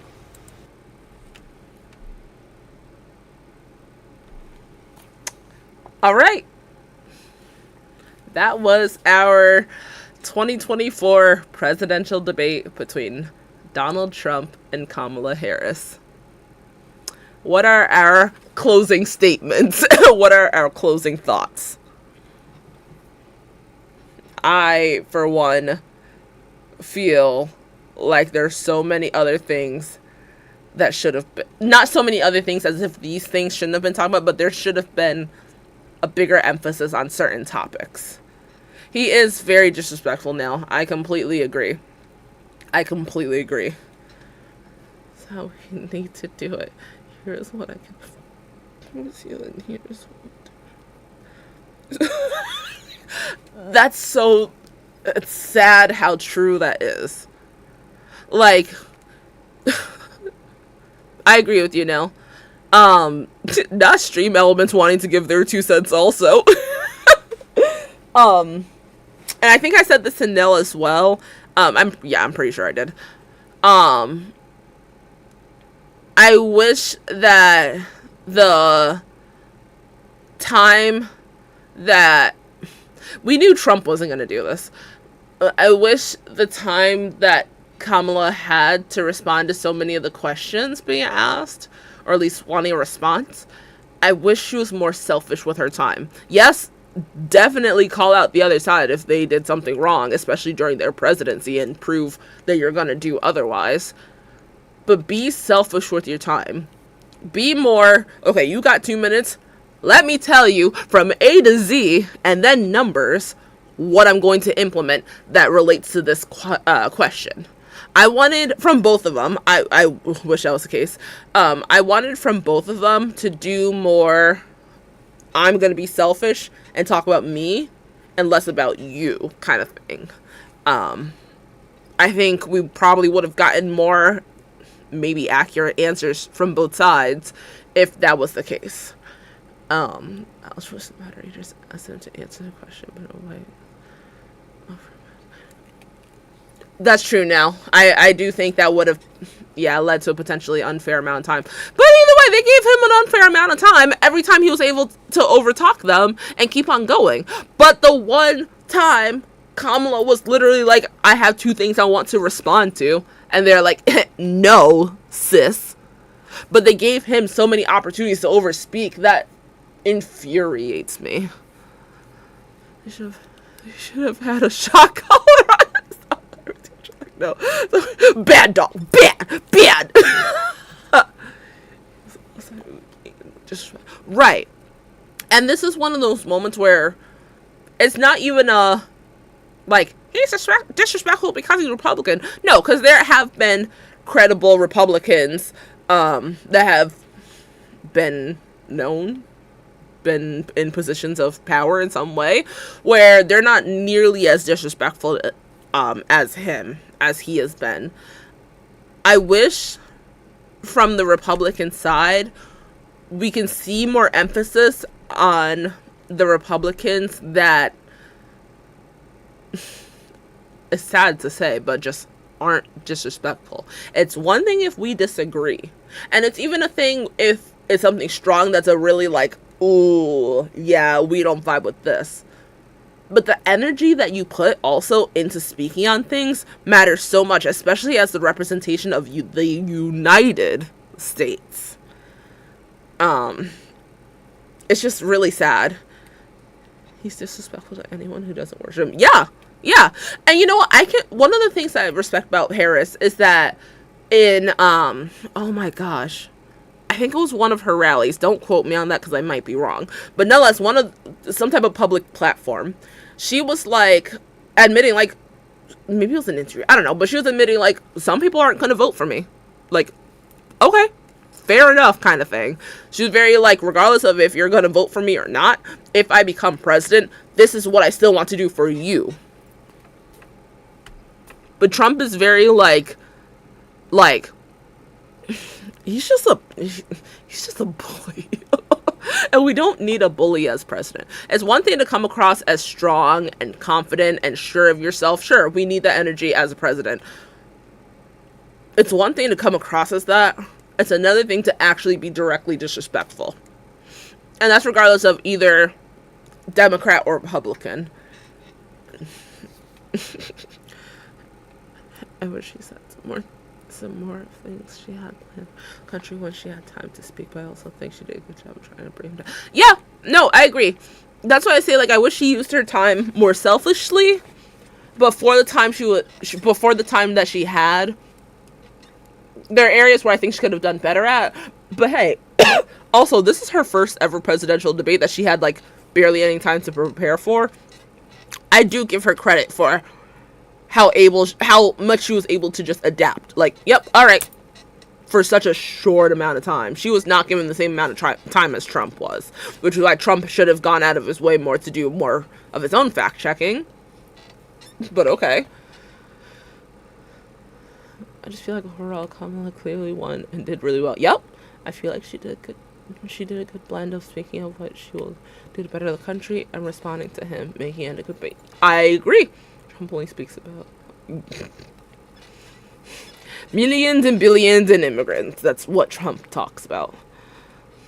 I just hate that they gave him so much time to talk in between instead of cutting him off or turning his way. Agreed. Very, that's why I say either keep these mics off and they're just gonna have to really, like, work to be heard, or keep them all plugged and apparently just everyone can just talk over each other. It doesn't really matter. How are we gonna present ourselves as, like, being able to have a conversation if one is just over talking and then the one time the other one tries to do it, it's like, no. No.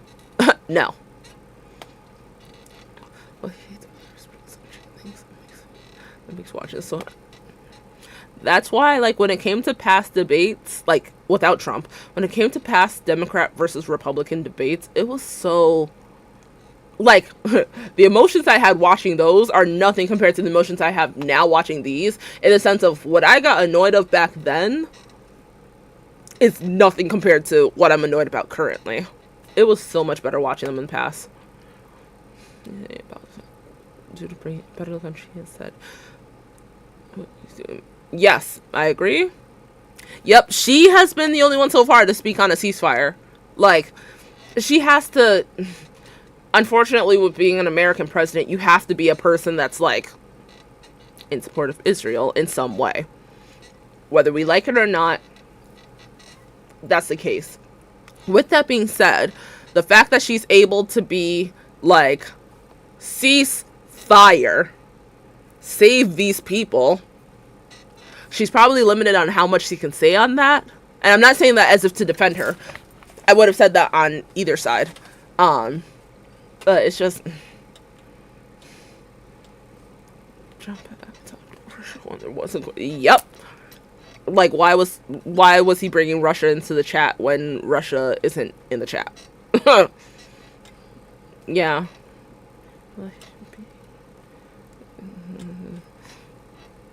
Yeah, I firmly believe that if Kamala Harris was able to speak on her actual, like, these are my personal feelings regarding Israel and Palestine, I feel like what she would say would probably be something we would be more in agreement with. But knowing that she has to be the president for the people and find a way to bring people to the middle, like a middle mutual agreement ground, it's like, that's as much as we're gonna go. Yeah, no, free Palestine. We doing that, yep. I completely agree that neither one of them said enough about climate change. It was very like, if she's president, we're gonna go back to wind turbines. Is that a bad thing compared to natural gas? How about we shouldn't even have a climate that is changing so rapidly because of humans humaning? 40,000 deaths tolls completely. I know it is. Yep. The death toll. The death toll is crazy. Yep.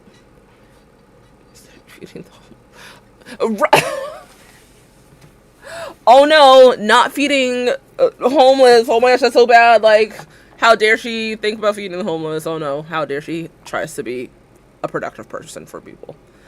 It's just, there were aspects about the debate that I wish could have been more prominent, and maybe that would have been a thing if there was a second debate for Kamala, and I really wish there was a second one for her, because I don't think it's fair that she only had one. But then one would question, okay, would it be fair that Trump at that point would have 3? Okay, having 3 is better than having just one. She, as vice president, was put into the position where she is a presidential candidate. I think she deserves to have 2 debates. Or at the very least, bring up certain topics that were talked about with Biden and Trump. I know some of them were already talked about today. But bring up certain topics that were talked about with Biden and Trump and have a personal moment where she gets to answer them. Still 2-minute time limit. That way, at least it's fair that she would be able to have an opinion to speak on about those topics. That way, it just feels more aligning. If we don't want to give Trump another debate, fair enough. But I just don't think it's fair that she's had such a small amount of time to prepare and she only has 1 debate. I don't know. She's like 1,200 innocent people. She probably didn't want to say what the number actually was, which she needs to. But it's just so... It's sad that, like, Palestine and Israel have to even be part of a presidential debate for America because of how much we've contributed to the death toll. It's really, actually unfortunate. It's really sad.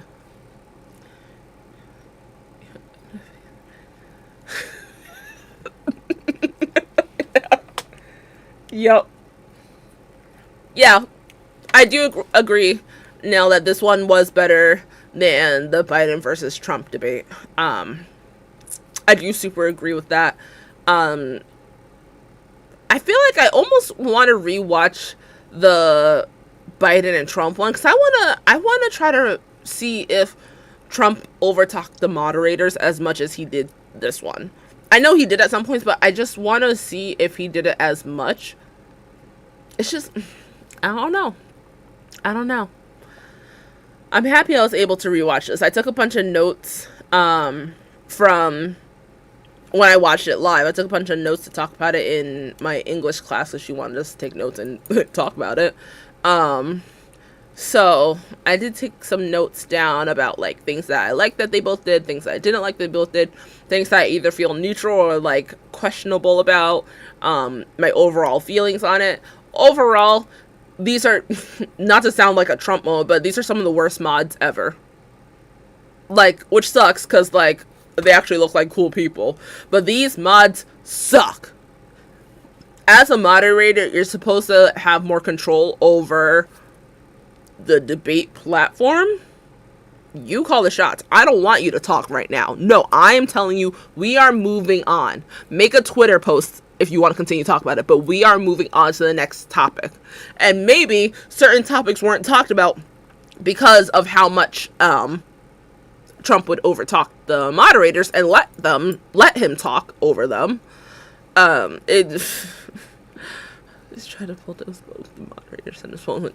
That's true. That's true. And especially now with Harris, like with the other candidate being a woman, I just see these small body language differences, tonality differences, facial expression differences, audible differences. I notice these things that really make me think, if it was another debate with Biden, and that one was scary enough, but if it was another debate with Biden, I don't think he would have been as rude. Like, one of the quote-unquote worst things that Trump said during the Trump and Biden debate is what? I can pretty much out-test you on an intelligence test. And, oh my gosh, there was a big one that came to my mind. Oh, when he was all, I don't know what he was just saying. Well, that was actually very valid, because, like, ain't nobody know what he was saying. I don't think he knew what he was saying just then.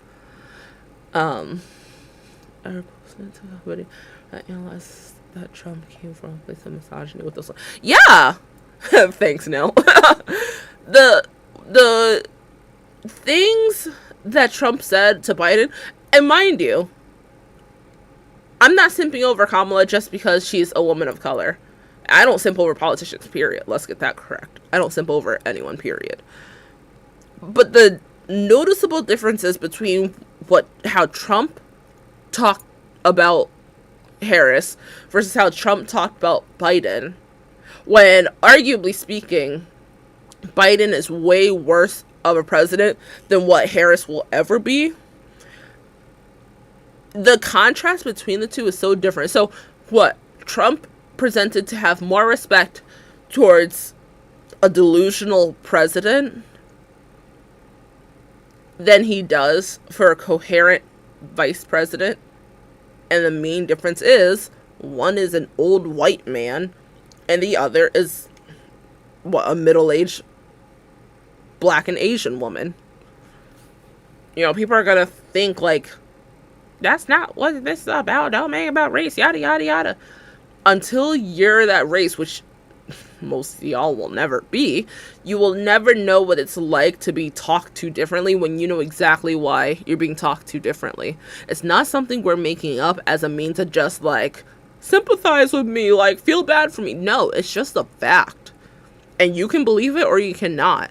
But it's just a fact that women, Black people, Asian people, and Black people or Black women that are Asian and Black get talked to so degrading in comparison to the white men counterparts.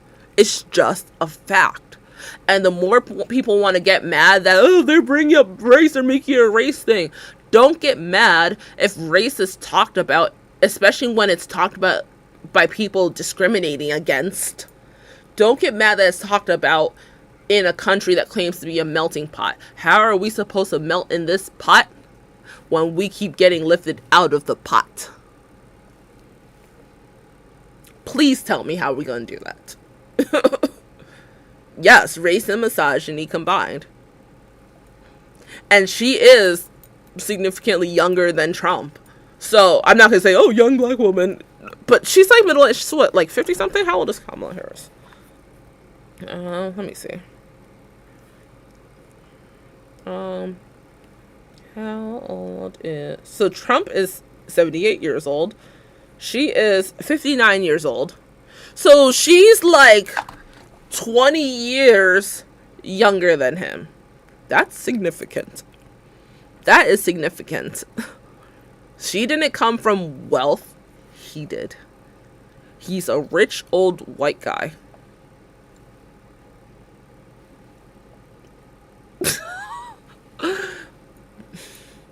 I hate this concept of melting pot.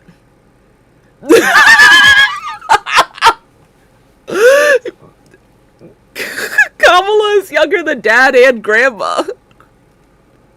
Yep. Yep. Yep. It's just really wild. These types of things, now that like my psych brain is really going and I'm like understanding more of human interactions and the mechanisms behind it and all that, it's really interesting seeing these types of conversations happening from a more evolved point of view now. Your girl is educated. Yeah, that's fine, OJ. We're gonna be going off in like a moment or so. So don't you worry, you're not gonna miss anything. We're going off soon. Yeah, I really can't wait for the VP debate. I want to learn more about Tim Walz. I want to learn more about him, and I really think that'll be a good opportunity to see more of what he's about. Yeah, so far there hasn't been anything that I've heard from his side, or about him, I should say, that is going into my mind as concerning. And I just want to emphasize this because, as I've already expressed, I don't simp over politicians. I will be the first one to be like, screw politicians. And I'm not going to simp over one side just because they're on a certain side over another side, because clearly I talked highly of John McCain. Not to use him as a token Republican, but how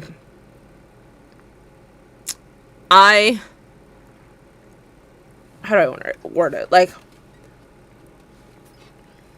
I really like, I'm just cautious about saying this because so many politicians aren't relatable. I really respect how relatable Tim Walz is. Like, being a teacher, being a father to a son that has a disability, being someone that's actually not rich, which I think is a huge deal when it comes to politicians. Don't use your money as your claim to fame. Use who you are as your claim to fame. And even if one does come from money, okay, you can't control being born into money, but you can control what you do with that money and who you help with along the way with that wealth. I really feel like Tim Walz is one of the better vice presidents that we've had ever, like, period. I absolutely think he's one of the better ones that we've ever, had up to this point. So I'm really curious to see what he talks about, how he approaches debates, how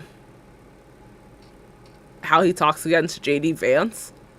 Because if there is someone I can't stand, it's J.D. Vance. And it's not because he's a Republican. First off, I hate the fact that he's a flip-flopper. He was one of the first people to be all, Trump is actually a bad person. Just for him to be like, Trump is actually a great person. Proof that money talks. J.D. Vance is creepy. The way he, not to sound like Kendrick, but the way he talks, the way he walks, the way that he dresses. He is a creepy man. He gives me the vibes of someone that could have graduated from my high school. And that's not a compliment because a lot of diddlers came from that school. He gives me that vibe. That is so accurate, OJ. Yeah. J.D. Vance and Tim Walz are such opposites of vice presidential candidates. They're such polar opposites of those two, and I think it's so funny. Because he don't know how to sleep, and he always tries to, he never wants to miss out on anything. Bro, it's literally, what, 6:36 a.m. over there? And OJ at times will still be in our chat, like, typo talking because he wants to stay awake and hang, which, like, fair, valid.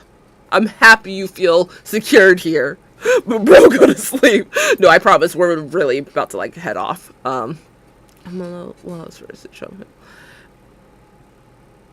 It's like, oh, like I said, the time, 6:36 a.m. Gosh, for wrestling team. Yeah, right. This is the ultimate WWE session. That's funny. So I'm very happy we're able to watch this. I know people over time will comment on this. My public service announcement statement is that if you are going to be in these commenting stuff, approach it with actual facts. Approach it with actual facts. It's one thing to speak on if you disagree with something. It's another thing to be disrespectful. You're coming onto my side of things. I will delete comments as I see fit if I believe it is expressed in a way that is harmful and just blatantly disrespectful. So if you want your voice to be heard in my comments, especially if you're someone that disagrees, then you better come with some respect and some facts, because I will delete comments. I have no problem doing that. Don't say I didn't warn you. That is absolutely not a fact. That is completely not a fact. You are absolutely wrong. Yeah. So, with that being said, again, I'm very thankful that we're able to come on here and rewatch it. I felt like it was fit, A, because of how historic this one is, B, because I wanted to show it, and C, we did it for the last debate, talked about it. Granted, that was in live time, but we did it last time. We might as well do it this time, and we will do it for Tim Walz and JD fans, whether it's we watch it in live time or when it's done recorded we watch it then, is to be determined. But nonetheless, though, yeah, we will be doing the same type of session for that. Please, please, please, please, if you are an American and you are old enough to vote or will be old enough to vote, I urge you to go register and vote. I think an easy website just about anyone in America can use, I think it's what, vote.gov? Girl, my lips are just chapped. I know you texted me it, but my lips are just chapped, and they're in their raw era. It is proof that the season is changing, and I have been hardcore like peeling at my lips, fidgeting, because it's not feeling good. I have oh my gosh, who's the girl that we bought the candles from during that market? I know we bought the cleaning products from Lori. Oh my gosh. Well, either way, I have her chapstick and I'm gonna wear it when I go to bed tonight. I think it's vote.gov. Let's see. Yeah. So you can go on to vote.gov. Yes. You can go on to vote.gov to register to vote regardless of what state you're in. Yeah, it did. It did. I'm gonna get her name. You know what? Let me see. Hold on. One more second, y'all. Because we love amplifying small businesses.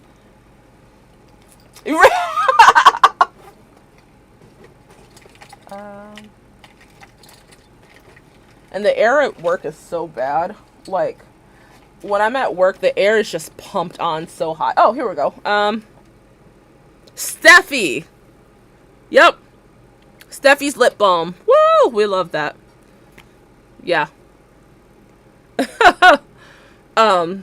Yeah. Vote.gov. Y'all can go on there. You're an American and oh, that feels so good. Want more information about voting? Go on to there. Please register to vote. Please, if you are in an area where you can't go to the ballot of your state and vote.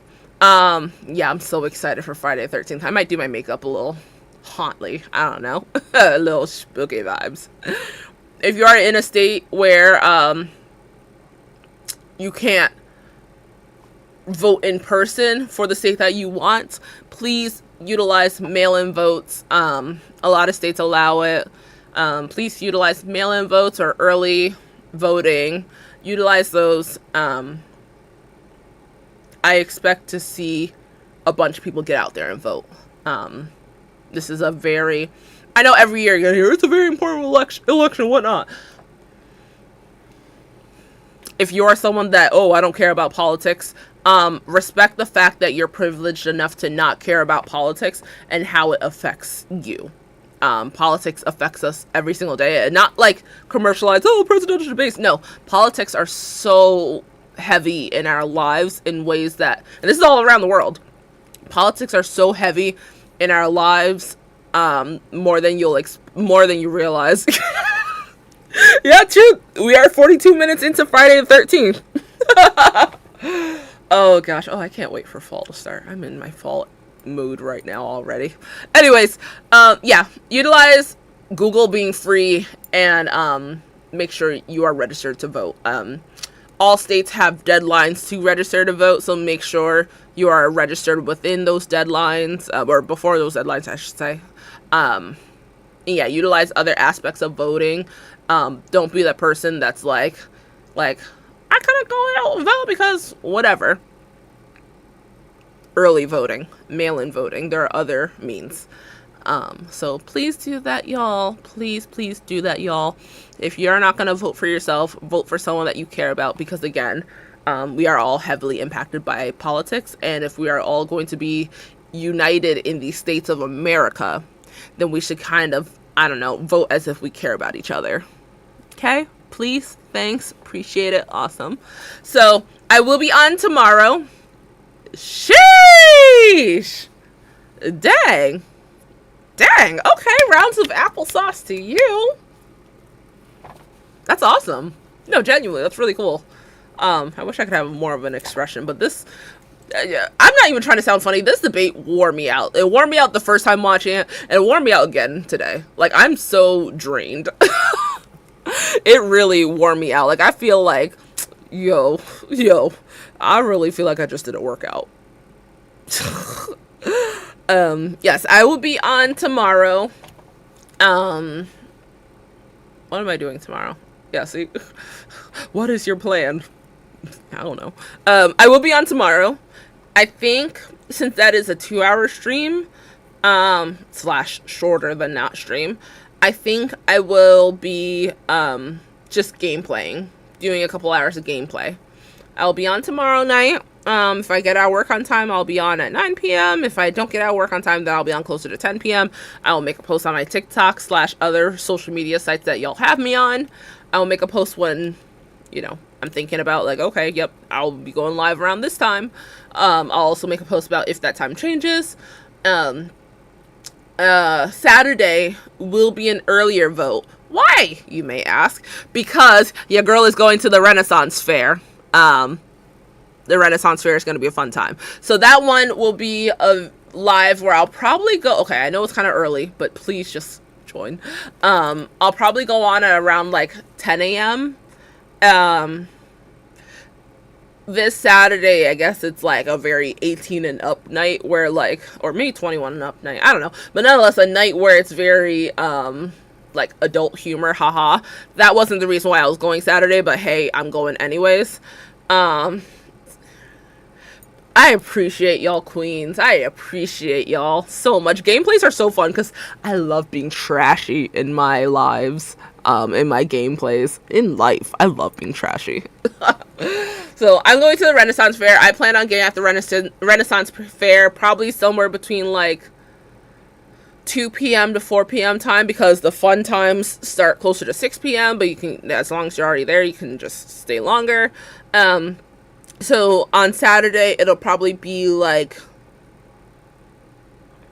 maybe like somewhere between 2 to 4 hours. We'll just say roughly about 3 hours of a stream. I'm not decided. I haven't decided yet what I'll do. Maybe I'll make some type of like a Renaissance-y vibe kind of gal. I don't know. We'll think about it. But nonetheless, yep, I'll be on tomorrow. Goal time 9 p.m. Eastern Standard Time. Otherwise 10 p.m. Eastern Standard Time, only for about 2 hours. Saturday will be earlier at like 10 a.m. Give your girl time to wake up and drink coffee. Sunday, I will be on live after work, which should be me going live either at 6 p.m. Eastern Standard Time or 7 p.m. Eastern Standard Time. Because remember, my streams now are going to be Thursdays through Sundays. Mondays, I have almost all my classes. Tuesday, I work and have choir. Wednesday, I have 2, kind of 3-ish of my classes and choir. So Monday, Tuesday, Wednesday, I'm busy. So Thursdays through Sundays are going to be my stream days. Be there if you can. Otherwise, rewatch them on YouTube. Appreciate y'all being here. Let's actually, since we don't just do it for gameplay, let's read our affirmation. That's what it's called, right? This is an affirmation. Sure. Affirmation of the week before we head off. This says, I am proud of every goal I achieve. On the back it says, achieving goals.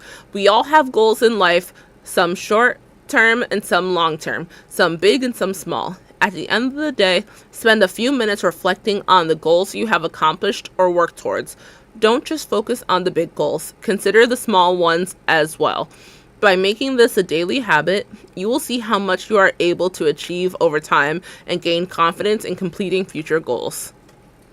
I want to emphasize real quick the fact that developing a habit takes repetition. And I know that sounds very, yeah, duh. But no, it's true. If you want something to be a permanent concept in your mind, make it a permanent concept in your mind. If it's equipped enough in our minds to develop bad habits, it's equipped enough in our minds to create good habits. If you want something to change in your mind, I'm not saying everything can be changed, but certain things that you want changed, change it. Create that habit. You are worth it and you are deserving of positive things coming into your life and into your mind. Make it happen. Sometimes we have to be our own good karma. Make it happen, you magical being. All right. And with that being said, before we leave, I would like to force every single one of you guys that are watching, that will be watching, I don't care when, I don't care if it's right now or later on, I would like to invite you all, actually meaning force you all, to join me in giving yourself a well-deserved overdue hug. So I want you to take your arms and give yourself a hug. Make sure you are giving yourself acknowledgement of all that you've accomplished this week. This will be different for each person. Tell yourself, dang, we made it to Friday the 13th. Cough. We made it to Friday the 13th. We are spooky in these streets. Oh my gosh, it's Friday. We made it through the week. Wow, we have accomplished so much. We started a psych class. I'm officially in all of my classes. They have all been started. Even though low-key we were kind of ghosted on Monday for one of my classes. It's okay. We've done so much this week. We've accomplished so much. Work has been going well. You know, I am proud of you. Tell yourself right now, I am proud of you, bestie. And tell yourself, I love you. I love you. You are worthy and you are deserving of love. Tell yourself that. Make that a habit. You will believe it when you tell yourself it. Okay? I love you. I love you all. Thank you so much again for being here. And yeah, I'll see y'all tomorrow night. Stay hydrated, eat up well, and feel good. And without further ado, do the thing. Do the thing. Smoke weed every day. Smoke weed every day. Smoke weed every day. And do. OJ the Viking played smoke weed every day for 0 bits. This is in liquid form, but still be consuming all day and day. Ooh, we be acting ratchet in these streets. Ha! Stay safe. Turn up if you can. If you can't, blame your government. Don't blame me.